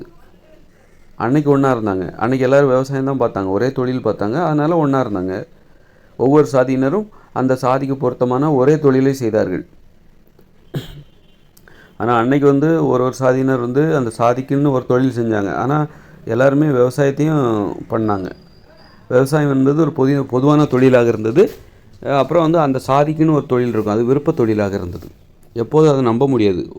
எப்போதும் அந்த விருப்ப தொழில், இப்போ வந்து ஒரு மண்பானை செய்கிறவங்க இருக்காங்க, அவங்க எப்போதும் அந்த தொழில் மூலம் வருமானத்தை பெற முடியாது. அதனால் அவங்க உணவுக்காக எப்போவும் பின்னால் வந்து ஒரு விவசாயம் பண்ணுற வேலையும் பார்த்துட்டு இருந்திருப்பாங்க. விவசாயம் என்பது பொதுவான தொழிலாக இருந்தது. அப்புறம் மற்ற திறன் அடிப்படையில் வந்து மண்பானை செய்கிறது அல்லது கதவு ஜன்னல் செய்கிறதுங்கிறது விருப்ப தொழிலாக இருந்தது. அப்போது இன்றைக்கி வந்து இப்போ இந்த ஏன் சாதி ரீதியாக அவங்க சமத்துவமாக இருந்தாங்க, சாதிக்குள்ளே சமத்துவம் இருந்ததுன்னா அன்றைக்கி ஒரே தொழில் செஞ்சாங்க. இப்போ மண்பானை செய்கிறாங்களா, அவங்க 2 தொழில் செஞ்சுருப்பாங்க. மண்பானை செய்கிறது ஒரு தொழில், அப்புறம் விவசாயம் செய்கிறது ஒரு தொழில். அன்றைக்கி விவசாய நிலங்கள் தாராளமாக கிடச்சிது. புறம்போக்கு நிலம்லாம் தாராளமாக கிடக்கும். யாரும் கேட்டால் எதுவும் பயன்படுத்தினா அது யாரும் என்னன்னு கேட்க மாட்டாங்க. பயன்படுத்த தான் முடியாது. அன்றைக்கி நீங்கள் விவசாய நிலத்தை ஏன் பயன்படுத்த முடியாது அப்படின்னா, நீங்கள் வந்து தரிசாக கிடந்தது, ஏன் நிறைய நிலங்களை வளைச்சி போட்டு விவசாயம் பண்ண வேண்டியது. அன்றைக்கி விவசாயம் பண்ணுறது ரொம்ப கஷ்டம். அதனால தான் நிறைய அவங்கவுங்களுக்கு தேவையான நிலத்தை மட்டும் எடுத்துக்கிட்டாங்க. கிணறு தோண்டணும், அந்த கிணத்துலேருந்து ஏத்தம் இறச்சி அந்த தண்ணியை வாய்க்கால் வழியாக பாய்ச்சி வயலுக்கு கொண்டு போய் சேர்க்குறதுக்குள்ளே போதும்னு ஆகிடும். அதனால யாரும் வந்து தனக்கு என்ன தேவையோ அந்த நிலத்தை மட்டும் எடுத்துக்கிட்டாங்க. நிறைய நூற்றுக்கணக்கான ஏக்கர் நிலத்தை வளைச்சி போட்டு நீ என்ன பண்ண போகிற? சும்மா தான் கிடக்கும். நீ என்னுடைய நிலன்னு சொல்லிக்கலாம், மற்றபடி அதை பயன்படுத்த முடியாது. ஏன்னா அன்றைக்கி வந்து தண்ணி பாய்ச்சிறது அவ்வளோ கஷ்டம், விவசாயம் பண்ணுறது அவ்வளோ கஷ்டம். இன்றைக்கி உங்களுக்கு வந்து எல்லாமே இருக்குது. மோட்டார் போட்டால் சர்றன்னு தண்ணி வந்துடுது கிணத்துலேருந்து. கிணத்தை ஆழப்படுத்துவதற்கு தொழில்நுட்பம் வந்தாச்சு. அன்றைக்கி அப்படி கிடையாது. பெரிய இதில் வந்து பட்டை பெரிய குடுவை மாதிரி பண்ணி அதில் தண்ணியை இறைப்பாங்க, மாட்டை கட்டி இறைப்பாங்க. ஒவ்வொரு இதுக்கும் போய் இறைச்சி ஊற்றணும். நீங்கள் இப்போ 2-3 வயல், ஒரு 10, ஒவ்வொருத்தரும் ஒரு 4-5 வயல் 10 வயல் தான் விவசாயமே பண்ண முடியும். அதனால் வந்து அன்னைக்கு வந்து விவசாயம் அவ்வளோ கஷ்டமாக இருந்தது. இன்றைக்கி ஈஸியாக இருக்குது. அன்றைக்கி விவசாயம் கஷ்டமாக இருந்ததுனால நிறைய நிலம் வந்து சும்மா கிடந்துச்சு, தரிசாக கிடந்துச்சு. மக்கள் தேவையானது மட்டும் எடுத்துக்கிட்டாங்க, மற்றதெல்லாம் அவங்களுக்கு தேவையில்லைன்னு விட்டுட்டாங்க. அதை எடுத்து என்ன பண்ண போகிறோம்? நிலத்துக்கெலாம் இன்றைக்கி இருக்கிற மதிப்பு அன்னைக்கு கிடையாது. இன்றைக்கி ஏன் மதிப்பு அதிகமாகிடுச்சுன்னா, இன்றைக்கி இந்த இயந்திரங்கள் தான் காரணம். நிறைய இயந்திரங்கள், மின் மோட்டார்கள். நீங்கள் நினச்சிங்கன்னா உங்கள் தண்ணி பாய்ச்சலாம், அப்படி சருன்னு மோட்ரு போட்டுக்கிட்டிங்கன்னா கரெக்டாக ஒரு பெரிய ஒரு 10, 15, 20 ஏக்கர், 30 ஏக்கர், 50 ஏக்கர் நிலத்தை கூட ஒருத்தரே விவசாயம் பண்ணிட்டு போயிடுவார். அந்த அளவுக்கு இயந்திரங்களோட உதவி அதிகமாகிடுச்சு. அன்னைக்கு வந்து கடந்த காலங்களில் வந்து மக்களால் விவசாயத்தை வந்து அந்த அளவுக்கு பண்ண முடியல. அதனால் என்ன பண்ணாங்க, தேவைக்கு மட்டும் எடுத்துக்கிட்டாங்க. விவசாயம் பண்ணுறது அவ்வளோ கஷ்டம் கடந்த காலங்களில். தேவைக்கு மட்டும் நிலத்தை எடுத்துக்கிட்டு மீதியை தரிசாக விட்டுருந்தாங்க. அதனால் அந்த காலத்தில் ஒரு எந்த தொழில் செய்கிறவங்களா இருந்தாலும் சரி, மண்பானை செய்கிறவங்களா இருந்தாலும் சரி, அல்லது தச்சு வேலை செய்கிறவங்களா இருந்தாலும் சரி, கட்டடம் கட்டுறவங்களா இருந்தாலும் சரி, மரம் வெட்டுற தொழிலை செஞ்சவங்களா இருந்தாலும் அவங்க பின்புலத்தில் விவசாயத்தையும் பண்ணிகிட்டு இருந்தாங்க. ஏன்னா விவசாய நிலங்கிறது எல்லாத்துக்குமே கிடச்சிது. யாரும் நிலத்தை வளைச்சி போடல, அது வந்து சும்மா தாராளமாக கிடந்தது. அந்த மாதிரி அன்னைக்குள்ள காலகட்டம் வந்து ஒரு சாதி ரீதியாக ஒற்றுமையாக இருப்பதற்கு ஏற்ற காலகட்டம். அன்றைக்கி வந்து சமத்துவம் இருந்தது, சாதிக்குள் சமத்துவம் இருந்தது. ஆனால் பொதுவாக மனித வாழ்க்கையில் சமத்துவம் இல்லாமல் இருந்திருக்கும். முதலியார், நாடார், தேவர், கோனார்னு சொல்லிட்டு ஒரு ஏற்றத்தாழ்வு. இதெல்லாம் ஒவ்வொரு தொழிலும், எல்லா தொழிலும் ஒரே, விவசாயம் மட்டும்தான் ஒரே தொழில், சமத்துவம் நிறைந்த தொழில். அதுவும் வந்து எல்லாத்துக்கும் ஒரே அளவு நிலம் இருக்கணும். ஒருத்தர் 10 ஏக்கர், ஒருத்தர் 20 ஏக்கர்னா விவசாயத்தில் ஏற்றத்தாழ்வு வந்துடும். அப்போ எல்லோரும் 10 ஏக்கர் அப்படின்னா அப்போ சமத்துவம் இருக்கும். அப்போ விவசாயத்தில் சமத்துவத்தை ஏற்படுத்த முடியும் ஈஸியாக. ஆனால் வந்து நீங்கள் விவசாயத்தை தவிர்த்து விட்டு வேற ஒரு தொழில் செய்யும்போது தான் இந்த தொழில் ரீதியாக ஏற்றத்தாழ்வே வருது. வேறு நீங்கள் எந்த தொழில் செஞ்சாலும் அது ஏற்றத்தாழ்வு தான். நீங்கள் வந்து ஒரு மண்பானை செய்கிறீங்களா, அப்போ தச்சு தொழில், ஒரு கதவு ஜன்னல் செய்கிறவங்க உயர்ந்தவங்களா, உயர்ந்த தொழிலா, அல்லது மண்பானை செய்கிறது உயர்ந்த தொழிலா அப்படின்னு கேட்டால் நீங்கள் கதவு ஜன்னல் செய்கிற தொழில் தான் உயர்ந்த தொழில்னு எல்லாராலுமே சொல்ல முடியும். இல்லை, அப்படி கிடையாது. ரெண்டுமே தானே இருக்கட்டும். உங்களால் மதிப்பிட முடிகிறதா இல்லையா? கதவு ஜன்னல் செய்கிற தொழில் உயர்ந்த தொழில் என உங்களால் மதிப்பிட முடிகிறதா இல்லையா? மண்பானை செய்கிற தொழிலோட கதவு ஜன்னல் செய்கிற எல்லாமே தேவை தான், எல்லாமே இல்லாமல் முடியாது. அது மாதிரி கதவு ஜன்னல் செய்கிற தொழில், அப்புறம் வீடு கட்டுற தொழில், இந்த ஒரு கொத்தனார்னு வச்சுக்கோங்க. ஒரு கொத்தனார் அப்புறம் வந்து கதவு ஜன்னல் செய்கிற தொழில், இந்த தொழிலில் எது சிறந்தது அப்படின்னு நீங்கள் சொன்னால், அப்போ கூட நீங்கள் வந்து கதவு ஜன்னல் செய்கிற தொழில் உயர்ந்தது மாதிரி தெரியுது அப்படின்னு உங்களுக்கு ஒரு மதிப்பீடு. அது அந்த வேலை முக்கியத்துவம், அது அப்படி இருக்கலாம். அதில் அந்த வேலையில் உள்ள கஷ்டம், நுணுக்கம், இதெல்லாம் சேர்ந்து உங்களுக்கு அப்படி ஒரு புரிதல், அந்த மாதிரி மதிப்பிட முடியுது உங்களால். அதுக்கு என்ன காரணம்னு உங்களால் சொல்ல முடியாது. அது மாதிரி நிறைய தொழில், நீங்கள் இன்றைக்கி கூட சொல்லலாம், ஒரு ஆசிரியர் தொழில், அப்புறம் ஒரு மோட்டார் மெக்கானிக் தொழில், இதில் எது சிறந்தது அப்படின்னா உங்களுக்கு அது நீங்கள் சொல்ல முடியாமல் கூட போகலாம். கண்டிப்பாக நமக்கு தெளிவாக சில இதில் வந்து எது உயர்ந்த தொழில், எது தாழ்வான தொழில்னு தெளிவாக சொல்லிடலாம். சில இதில் சொல்ல முடியாது, உங்களுக்கு குழப்பமாக இருக்கும்.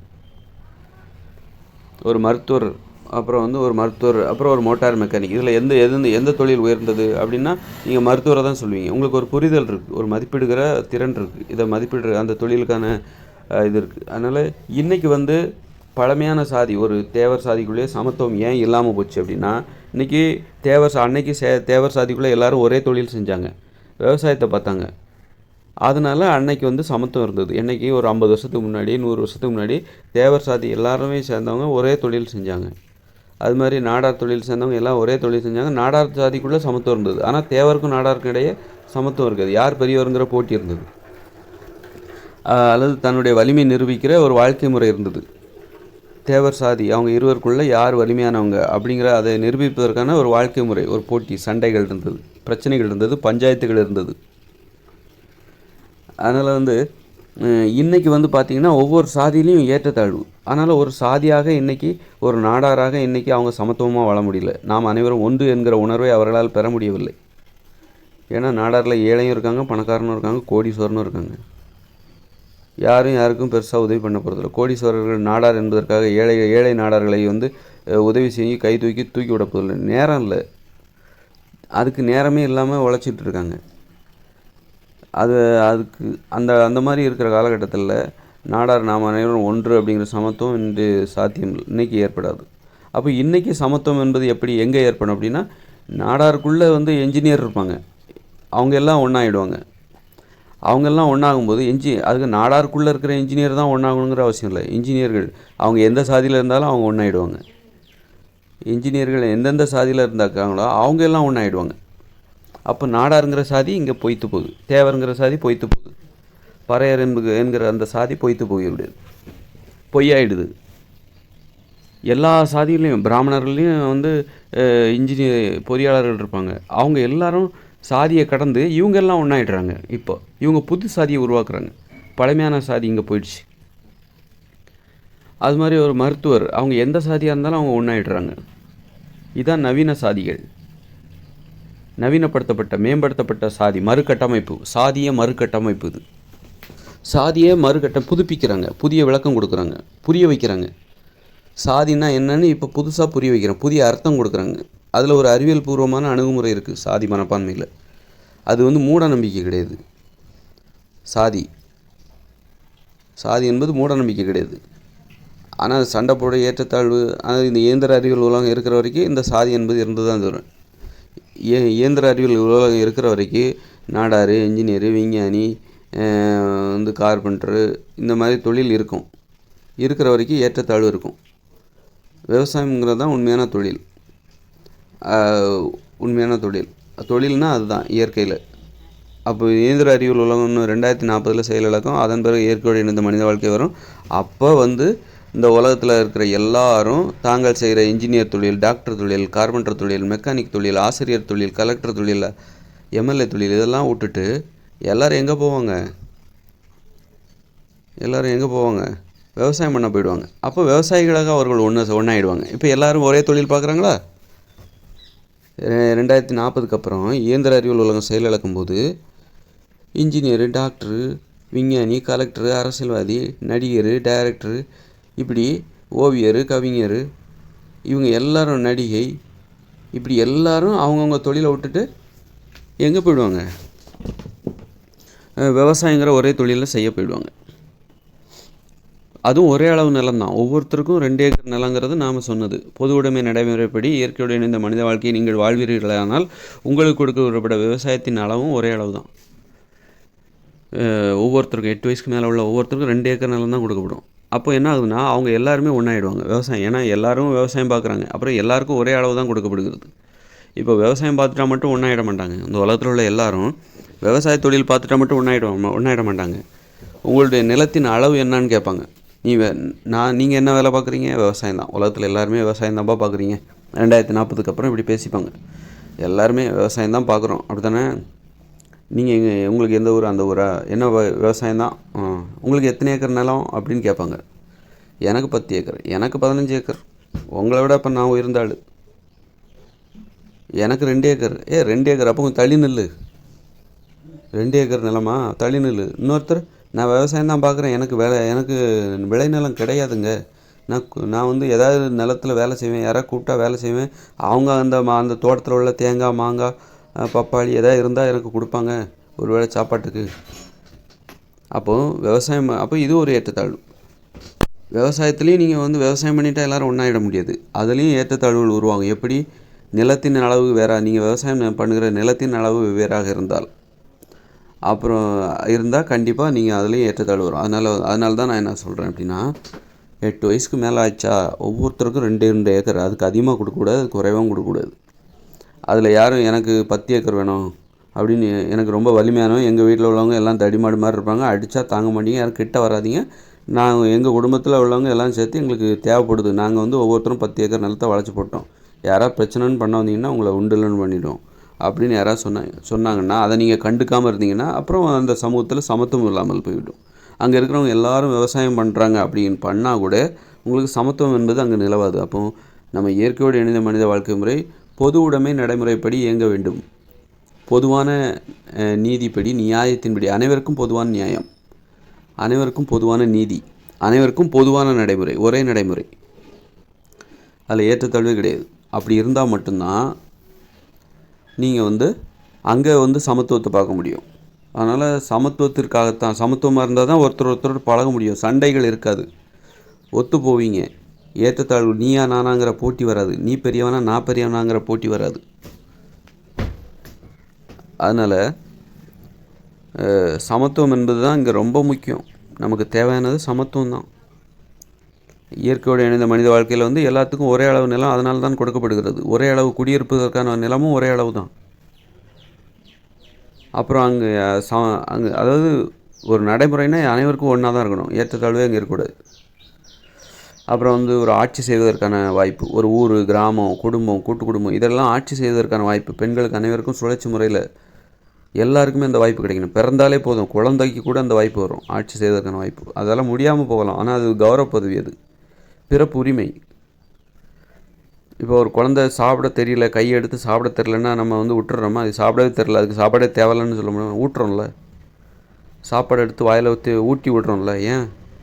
ஏன்னா அது சாப்பிட தெரியாது, ஆனால் சாப்பாடுங்கிறது தேவை. அது மாதிரி தான் ஒரு ஊரை ஆட்சி செய்கிற அந்த உரிமை இருக்குல்ல, பிறப்புரிமை, அது வந்து ஒரு தேவை.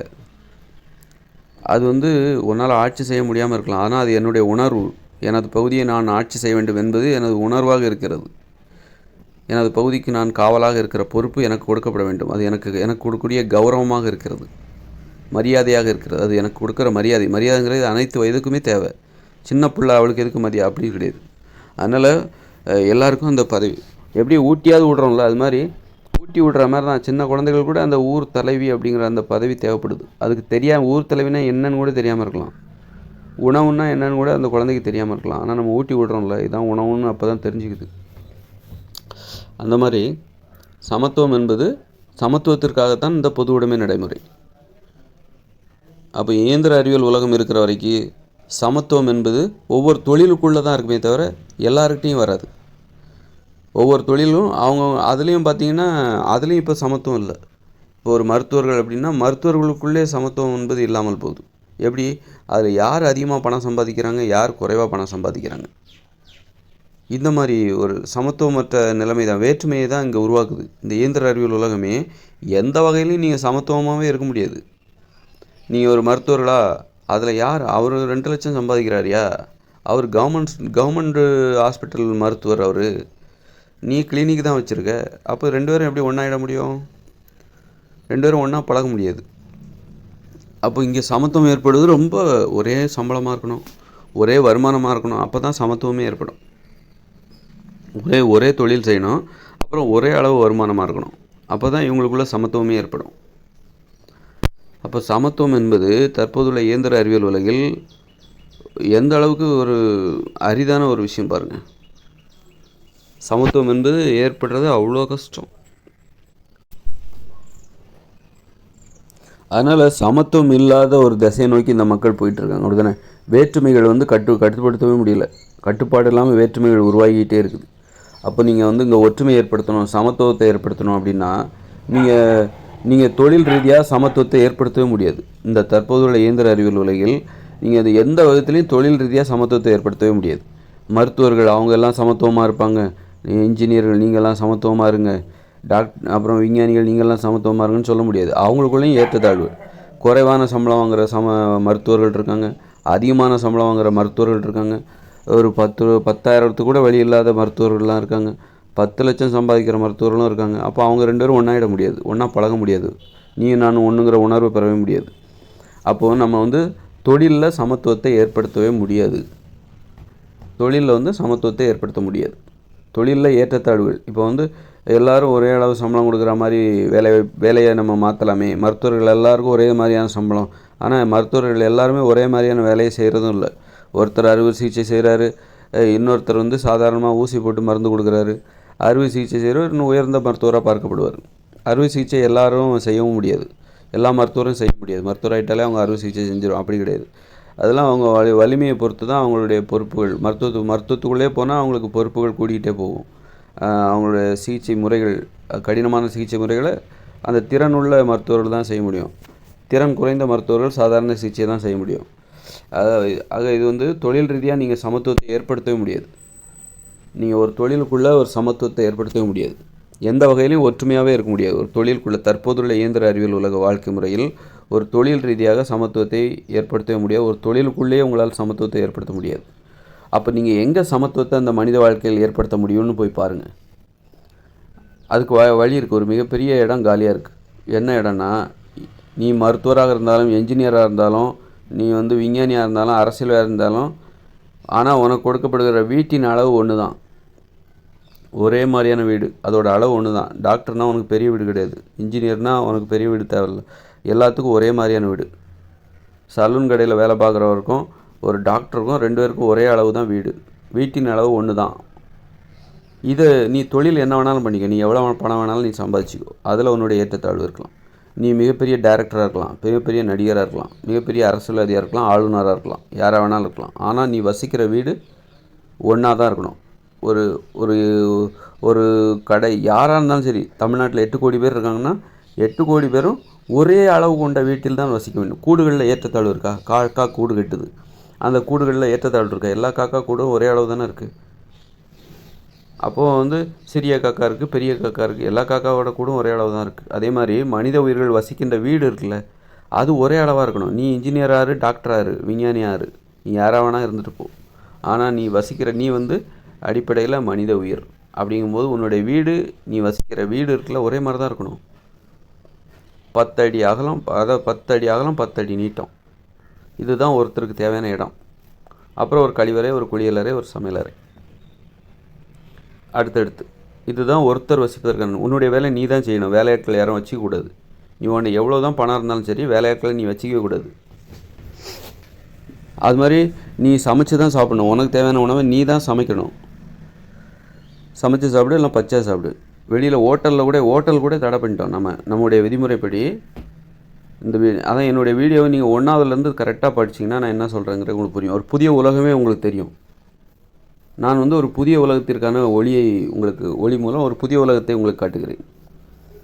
ஒரு புதிய உலகம் உங்கள் பார்வையில் விரிவடையும். அதற்குள்ளே என்னென்ன மாதிரியான நடைமுறைகள் இருக்கும், அது எப்படி சாத்தியமாகும் அப்படிங்கிறத பற்றி தான் என்னால் முடிஞ்ச வரைக்கும் சொல்கிறேன்.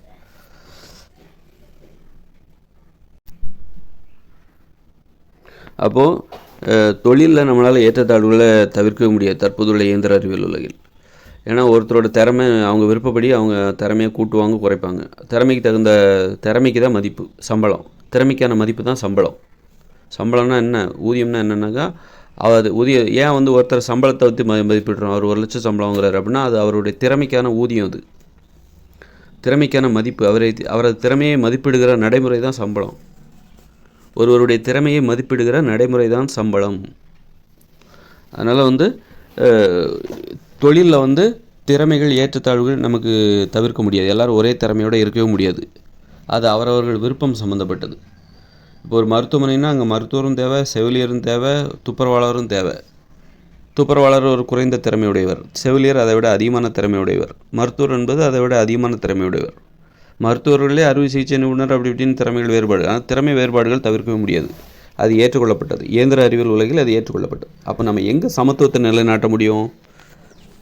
சரி, சமத்துவத்தை தொழிலில் நடைமுறைப்படுத்தவே முடியாது, நிலைநாட்டவே முடியாது. அப்படின்னா நம்ம எங்கே சமத்துவத்தை நிலைநாட்ட முடியும் அப்படின்னா, வீடு வசிப்பதற்கான வீட்டில் சமத்துவத்தை நிலைநாட்ட முடியும். எல்லோரும் ஒரே அளவு கொண்ட வீட்டில் வசிக்க முடியும். யாருமே நான் பணக்காரன், எனக்கு பெரிய வீடு வேணும் கேட்கவே முடியும். உலகத்திலே பெரிய கோடீஸ்வரனாக இருந்தாலும் சரி, நீ உனக்கு ஒரு 10,000 வருமானம் வாங்குகிற ஒருத்தருக்கு என்ன வீட்டில் வசிக்கிறாரோ அதே வீட்டில் தான் நீ அதே மாதிரியான அளவு கொண்ட வீட்டில் தான் நீ வசிக்கணும். அப்போ இதன் மூலம் ஒரு சமத்துவம் வந்ததுதா இல்லையா? இதனால் இந்த உலகத்தில் என்ன கேடு வந்துட போகிறதில்லை. இது எந்த குழப்பத்தையும் ஏற்படுத்தி விட போவதில்லை. ஆக இங்கே நம்ம சமத்துவத்தை நிலைநாட்ட முடியும். மனித உயிர்களிடையே மனித வாழ்க்கையில் ஒரு ஒற்றுமையை ஏற்படுத்த முடியும். நீ என்ன தொழிலாக இருந்தாலும் நானும் நீயும் ஒன்று தான், நாம் எல்லோரும் மனித உயிர்கள் அப்படிங்கிற உணர்வை இதன் மூலம் தான் ஏற்படுத்த முடியும். அப்போது எல்லாருக்கும் ஒரே அளவு கொண்ட வீடு, ஒரே அப்படின்னு நம்ம கொடுத்துட்டோம். அதே மாதிரி நீ என்ன தொழில் பண்ணாலும் உனக்கு 1 ஏக்கர் விளைநிலம் கூட கொடுக்கலாம். ஒவ்வொருத்தருக்கும் 1 ஏக்கர் விளைநிலம் கொடுக்கலாம். நீ என்ன தொழில் வேணாலும் செய். விவசாயத்தோடு உனக்கு ஒரு தொடர்பு இருக்கணும் அப்படிங்கிறது, அதை பற்றி நான் இன்னொரு வீடியோவில் விளக்கமாக சொல்கிறேன். அந்த மாதிரி அப்போ வீடை வந்து எல்லாருக்கும் ஒரே அளவு கொண்டதாக இருக்கணும். அப்புறம் இன்னொன்று என்னென்னாக்கா, வீட்டுக்கு நம்ம வந்து ஒரு பகுதி இருக்குது, அந்த ஒரு ஊர் இருக்குன்னு வச்சுக்கோங்க, அந்த வீட்டில் உள்ள எல்லாத்துக்கும் ஒரே அளவு கொண்ட வீடு. அப்போ வண்ணத்தையும் வித்தியாசமாக அடிச்சிடக்கூடாது. ஒருத்தர் எனக்கு பச்சை கலர், இன்னொருத்தர் வந்து நீல கலரு, இன்னொருத்தர் வந்து மஞ்சள் கலர், இப்படி விதவிதமாக அடித்து வேற்றுமைகளை ஏற்படுத்திடக்கூடாது. எல்லாருக்கும் ஒரே நேரம் யூனிஃபார்ம், அதான் யூனிஃபார்ம்ன்றது. அப்புறம் வந்து உடைகள்லேயும் வந்து ஒற்றுமை ஏற்படுத்தணும், ஏற்றத்தாழ்வுகளை ஏற்படுத்தக்கூடாது. நகைகளில் ஏற்றத்தாழ்வுகளை அனுமதிக்கவே கூடாது. அதாவது வாழ்க்கை முறையில் இது வந்து குடும்ப வாழ்க்கைன்னு ஒன்று, வீடு இந்த மாதிரியான ஏரியா, தொழிலை விட்டு நம்ம வெளியில் வரோம் அப்படின்னா தொழிலில் ஏற்றத்தாழ்வு தவிர்க்க முடியாது. நம்ம தொழிலை விட்டு வெளியில் வரோம்னு வச்சுக்கோங்க, தொழில் செய்கிற இடத்த விட்டு வெளியில் வரோம், வீட்டுக்கு வரோம், அந்த இடம் சமத்துவமாக இருக்கணும். அப்போ அங்கே எப்படி சமத்துவத்தை ஏற்படுத்த முடியும் அப்படின்னா, நம்ம தொழில் செய்கிற இடத்துல விட்டுட்டு வெளியே வீட்டுக்கு வரும்போது, வீட்டுக்கு வர அந்த ஏரியா குடியிருப்பு பகுதிகளில் சமத்துவத்தை ஏற்படுத்தணும். குடியிருப்பு பகுதிகளில் நீங்கள் எப்படி சமத்துவத்தை ஏற்படுத்துவீங்க? மக்கள் அணிகிற வீடு மக்கள் வசிக்கிற வீடு எல்லாம் ஒரே அளவாக இருக்கணும். 8 வயசுக்கு மேற்பட்ட ஒவ்வொருத்தருக்கும் ஒரு வீடு கொடுத்துடணும். 10 அடி அகலம், 10 அடி நீளம், ஒரு சமையலறை, ஒரு கழிவறை, ஒரு குளியலறை, இப்படி ஒரு வீட்டை கொடுத்துடணும். அப்புறம் மக்கள் அணிகிற ஆடைகள், ஒரு பகுதியில் ஆடைகள் வந்து ஒரே நிறத்தில் இருக்கணும்.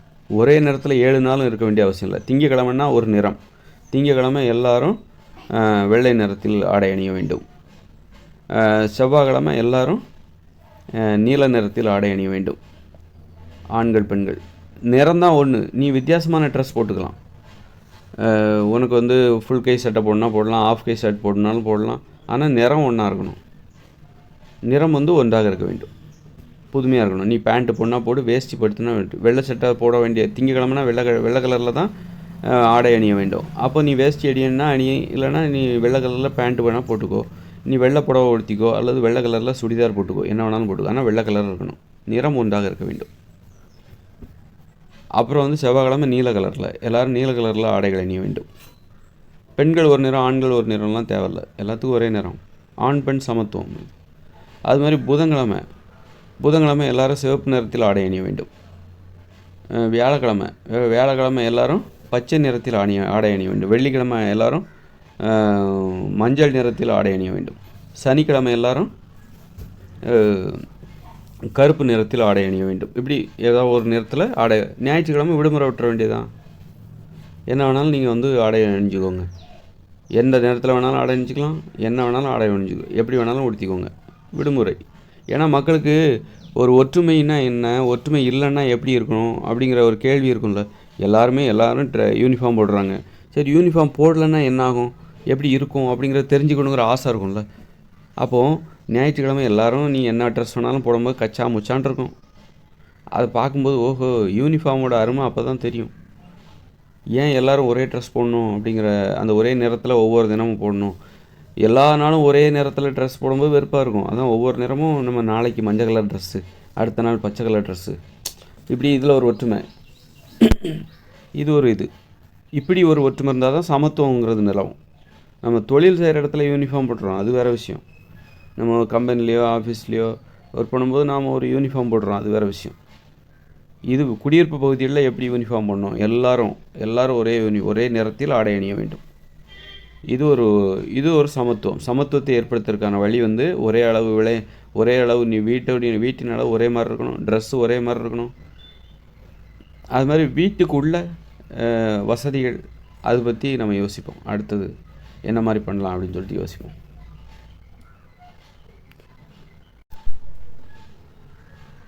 ஏன்னா வீட்டுக்குள்ளே வந்து ஒருத்தர் நிறைய பணம் சம்பாதிப்பார், அவர் நிறைய பொருட்களை வாங்கி வச்சுப்பார், அவருக்கு வந்து ஏசி தேவைப்படும், அது அவர் விருப்பம். நீங்கள் வீட்டுக்குள்ளே உங்களுடைய வீட்டை நீங்கள் எப்படி வேணாலும் வச்சுக்கோங்க. நீங்கள் பெட்டு தேவைப்படுனா பெட்டு போட்டுக்கோங்க, கட்டில் தேவைப்படுனா கட்டில் வச்சுக்கோங்க, டிவி வச்சுக்கோங்க, அது உங்களுடைய தேவையை பொறுத்தது அப்படின்னு வச்சுக்கலாம். இன்னொன்று, ஒருத்தர் வீட்டுக்குள்ளே இன்னொருத்தர் போக முடியாது அப்படிங்கிற ஒரு நடைமுறை இதெல்லாம் இருக்குது. அப்படிங்கும்போது ஒரு கணவன் வீட்டுக்குள்ளே மனைவி போக முடியாது, மனைவி வீட்டுக்குள்ளே கணவன் போக முடியாது. அப்போ கணவன் மனைவி சந்திக்கிறதுக்கு இன்னொரு தனி வீடு, காதல் வீடு, காதல் உறவை கடைபிடிப்பதற்குன்னு தனியாக ஒரு குடும்பத்துக்குள்ளே ஒரு வீடு தனியாக இருக்கணும். மனைவி வீட்டுக்குள்ளே கணவன் போக முடியாது, கணவன் வீட்டுக்குள்ளே மனைவி போக முடியாது, இப்படியெல்லாம் இருக்குது. கணவனும் மனைவியும் சந்திச்சுக்கிறதுக்கு சந்தித்து அவங்க காம உறவுகளை கடைபிடிப்பதற்கான ஒரு வீடு, காதல் வீடு அது. இப்போ ஒவ்வொருத்தரும் நிறைய நிறைய பணம் சம்பாதிப்பாங்க. அப்படிங்கும்போது வீடு எல்லாத்துக்கும் ஒரே அளவு தான். ஆனால் வீட்டுக்குள்ளே இருக்கிற வசதிகள் வந்து அவங்கவுங்க வ அவங்க கையில் நிறைய பணத்துக்கு தகுந்த மாதிரி அவங்க பயன்படுத்திக்கலாம்.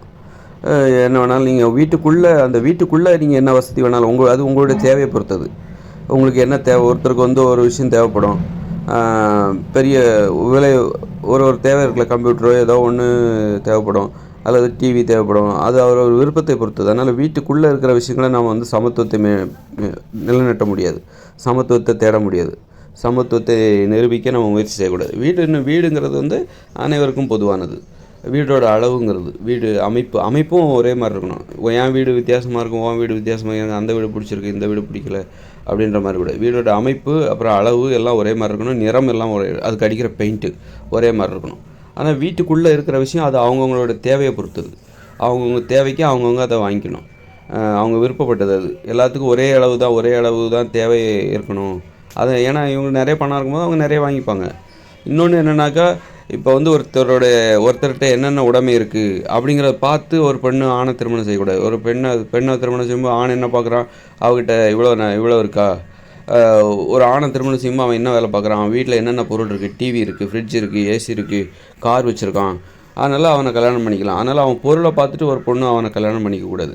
அப்படிங்கிறக்காக தான் நம்ம ஒரு விதிமுறையை உருவாக்குறோம். என்னென்னாக்கா, ஒரு ஆண் வந்து ஒரு வீடு ஒரு குடும்பம்னாக்கா மனைவியோட வீட்டுக்குள்ளே கணவன் போகக்கூடாது, கணவனோட வீட்டுக்குள்ளே மனைவி போகக்கூடாது. ஆனால் கணவன் மனைவியை சந்திச்சுக்கிறதுக்குன்னு தனியாக ஒரு ரூம் கட்டுறோம். அதான் காதல் வீடு. ஏன்னா வந்து கணவன் வந்து தன்னுடைய சம்பாத்தியத்தில் தனது வீட்டில் வந்து தனது ரூமில் தனக்குன்னு கொடுக்கப்பட்டுள்ள அந்த தனி வீட்டில் அவன் நிறைய வசதிகளை சேர்த்து வச்சுருப்பான். அவன் வந்து பெட்டு வாங்கி வச்சுருப்பான், கட்டில் வாங்கி வச்சுருப்பான், ஏசி வாங்கி வச்சுருப்பான். அதை பார்த்துட்டு ஒரு பெண் வந்து ஆகா நம்ம இவனை கல்யாணம் பண்ணிக்கிட்டால் இதெல்லாம் அனுபவிக்கலாம் அப்படின்னு நினைக்கக்கூடாது. அதுமாதிரி ஒரு ஆணும் என்ன நினைப்பான், இந்த பொண்ணு என்ன வேலை பார்க்குறா, நல்லா இன்ஜினியராக இருக்கா, நிறைய சம்பாதிக்கிறா, அவள் வீட்டில் அதாவது எல்லாருக்கும் ஒரே மாதிரியான வீடு அப்படி இருந்தும் கூட அவள் வீட்டுக்குள்ளே அவள் வந்து நிறைய வாங்கி வச்சுருக்கிறா, நிறைய டிவி, ஃப்ரிட்ஜு, அது இதுன்னு நிறைய வாங்கி வச்சுருக்கா, அதனால் இவ்வளோ கல்யாணம் பண்ணலாம் அப்படிங்கிற ஆசை ஒரு ஆணுக்கு வரக்கூடாது. அப்போ அதுக்கு தான் இந்த விதிமுறை என்னென்னாக்கா, கணவன் வீட்டுக்குள்ளே மனைவி போகக்கூடாது, மனைவி வீட்டுக்குள்ளே கணவன் போகக்கூடாது. இப்போ கணவன் மனைவி 2 பேரும் அதுக்குன்னு ஒரு வீடு, காதல் வீடு அது ஏற்படுத்தி அங்கே வந்து 2 பேரும் சந்தித்து காதல் காம உறவுகளை அவர்கள் கடைபிடிக்கலாம். அப்படிங்கிற மாதிரி சமத்துவம் மற்றும் ஆக தனித்தனியாக வசிப்பதன் மூலம் வந்து ஒருத்தருடைய பொருளுக்கு ஆசைப்பட்டு இன்னொருத்தர் திருமணம் செய்கிற நடைமுறை இல்லாமல் போயிடும். அப்புறம் குடும்பம் வரும்போது பொருளாதாரத்தை பகிர்ந்து கொள்ள வேண்டும். குடும்ப தேவைன்னு ஒன்று இருக்குது. ஒரு குடும்பமாக இருந்து அவங்க செலவு செய்யணும், அப்படி தானே. ஒரு குடும்பத்தில் 4 பேர் இருக்காங்க, பிள்ளைகள் 2 பேர், அப்பா அம்மா மொத்தம் 4 பேர் இருக்காங்க. அப்படிங்கும்போது அப்போ அந்த குடும்பத்திற்கான செலவை எப்படி செய்வது?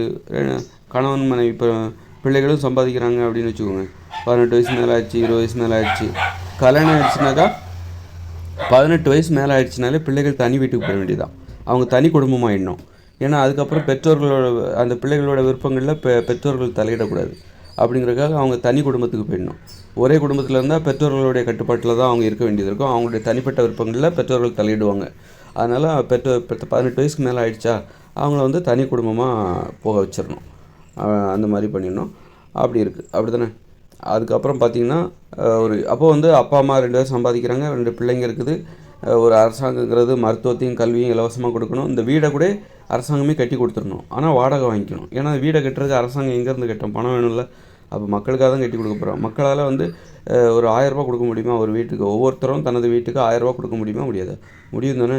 இப்போ வந்து ஒரு வீட்டை கட்டுறதுக்கு அவ்வளோ செலவாகுது, அதுக்கு இந்த மாதிரி கொடுக்கலாமே. அப்போ வந்து அரசாங்கமும் மக்களுக்கு வீடு கட்டி கொடுக்குறதுல அரசாங்கத்துக்கு எந்த சிரமமும் கிடையாது. அப்போ ஏன்னா ஒவ்வொருத்தரும் இப்போ தமிழ்நாட்டில் இருக்கிற 8 கோடி பேரும் நம்ம 8 வயசுக்கு மேலே எத்தனை பேர் இருப்பாங்க? ஒரு 6 கோடி பேர் இருப்பாங்களா? 6 கோடி பேரும் தங்களுடைய வீட்டுக்காக மாதம் 1000 ரூபா கொடுக்குறாங்கன்னு வச்சுக்கோங்க. அப்போ 6 கோடி இன்ட்டு 1000 அது என்னென்னு பாருங்கள். பார்த்து அப்போ எவ்வளோ பெரிய தொகை வருது. அந்த தொகையை வச்சு அவங்க புதுசாக வீடு கட்டிகிட்டே இருப்பாங்க. மக்களுக்கு தேவையான வீடை உங்களுக்கு எங்கே தேவையோ வீடு நீங்கள் எடுத்துக்கலாம். குடும்ப அமைப்பிற்கான வீடு. ஒரு குடும்பம்னா என்ன, அது எத்தனை பேர் இருக்காங்க? 3 பேர். எங்கள் குடும்பத்தில் மொத்தம் 3 பேருங்க, எங்கள் குடும்பத்தில் மொத்தம் 4 பேர். அப்போ 4 பேர் வீடு இருக்கிற மாதிரியான குடும்பம் அங்கே இருக்குது. அந்த வீட்டை நீங்கள் எடுத்துக்கோங்க. அப்படி அந்த மாதிரி பண்ணும். இப்போ எங்கள் வீட்டில் முதல்ல 2 பேர் தான் இருந்தோம். நாங்கள் கணவன் மனைவி 2 பேர் தான் இருந்தோம். இப்போ புதுசாக ஒரு குழந்தை வந்துருச்சு. குழந்தைக்கு 8 வயசு நிறைவடைய போகுது. புதுசாக அந்த குழந்தைக்கு ஒரு வீடை கொடுக்கணும். 8 வயசு ஆனால் ஒரு வீடு கொடுத்துடணும். 8 வயசு நிறைஞ்சிச்சுன்னா தனியாக ஒரு வீடு கொடுத்துடணும். அப்போ இப்போ எனக்கு 2 பேர் இருந்தாங்க கணவன் மனைவி. இப்போ ஒரு குழந்தைக்கு 8 வயசு ஆக போகுது. அடுத்த மாதம் ஆனால் 8 வயசு. அவளுக்கு தனியாக ஒரு வீடு கொடுக்கணும். இப்போ 3 வீடு இருக்கிற மாதிரி ஒரு குடும்பம் கொடுங்க, குடும்ப அமைப்பு வீடு கொடுங்க அப்படின்னோடனே, அப்போ அந்த அந்த வீட்டை எடுத்துக்கோங்க, அந்த குடும்ப அமைப்பு உங்களுக்கு ஓகேவா பாருங்கள் அப்படின்னு சொல்லிட்டு அங்கே ஒரு குடும்பத்தை தான் இப்போ அங்கே 3 வீடு இருக்கும். அப்போ புதுசாக ஒரு குழந்தை பெற்றுக்கிறாங்க. ஏற்கனவே 3 பேர் புதுசாக ஒரு குழந்தை பெற்றுக்கிறாங்க. அந்த குழந்தைக்கு 8 வயசு நிறைஞ்ச பிறகு இப்போ 4 பேர் ஆகிட்டாங்க. அந்த குடும்பத்தோட எண்ணிக்கை 4 பேர். அப்போ இப்போ எங்கள் குடும்பத்தில் 4 பேருங்க, 4 பேர் இருக்கிற மாதிரியான குடும்பம் எங்கே இருக்குது, குடும்ப அமைப்பு வீடு எங்கே இருக்குது அப்படின்னு சொல்லிட்டு கவர்மெண்ட்டை கேட்கணும். கவர்மெண்ட்டு அங்கே போங்க, அங்கே இருக்குது உங்களுக்கு அப்படின்னு அந்த வீட்டை காமிப்பாங்க. அந்த வீட்டை போய் எடுத்துக்கணும். இப்படி வந்து அப்போ குடும்பங்கிறது 2 பேரும் இருப்பாங்க, அப்புறம் 3 பேர் இருப்பாங்க, 4 பேர் இருப்பாங்க. அப்புறம் 4 பேர் இருக்கிற வீட்டில் குடும்பத்தில் பிள்ளைங்க 18 வயசு ஆயிடுச்சுன்னா அவங்க தனி வீட்டுக்கு அதே குடும்பத்தில் அப்போ ஒரு கூட்டு குடும்பமாக இருக்கணும். அப்போ பெற்றவங்கள விட்டு பிரிஞ்சிடணுமா என்ன? 18 வயசுக்கு மேலே ஆயிடுச்சுன்னா பெற்றவங்கள விட்டு பிரிஞ்சிடணுமா என்ன? அப்போ கூட்டு குடும்பமாக வசிக்கணும், கூட்டு குடும்ப அமைப்பு. ஆனால் அதாவது பெற்றவங்க 18 வயசுக்கு மேலே ஆயிடுச்சுன்னா அவங்க தனி குடும்பம். ஒவ்வொரு குடும்பமும் ஒரு வளாகத்திற்குள்ளே இருக்கணும். ஒவ்வொரு குடும்பமும் ஒரு வளாகத்திற்குள்ளே இருக்கணும். இப்போ 18 வயசு மேலே ஆயிடுச்சா, பெற்றவங்கள பிரிஞ்சுட்டு அந்த பிள்ளைங்க தனி கொடுத்தனம் போயிடணும். ஒருத்தர் மட்டுமே இருக்கிற குடும்பம் ஆகிடணும். அது ஒருத்தர் மட்டுமே வசிக்கிற ஒரு குடும்பத்துக்கு அந்த பிள்ளைங்க போயிடணும். அதுக்கப்புறம் கல்யாணம் ஆன அப்புறம் அந்த குழந்தைக்கு அவங்களுக்கு வந்து 2 பேர் வசிக்கிற ஒரு குடும்பம் தேவைப்படும். இந்த மாதிரி ஒரு திட்டமிடல் இருக்குது.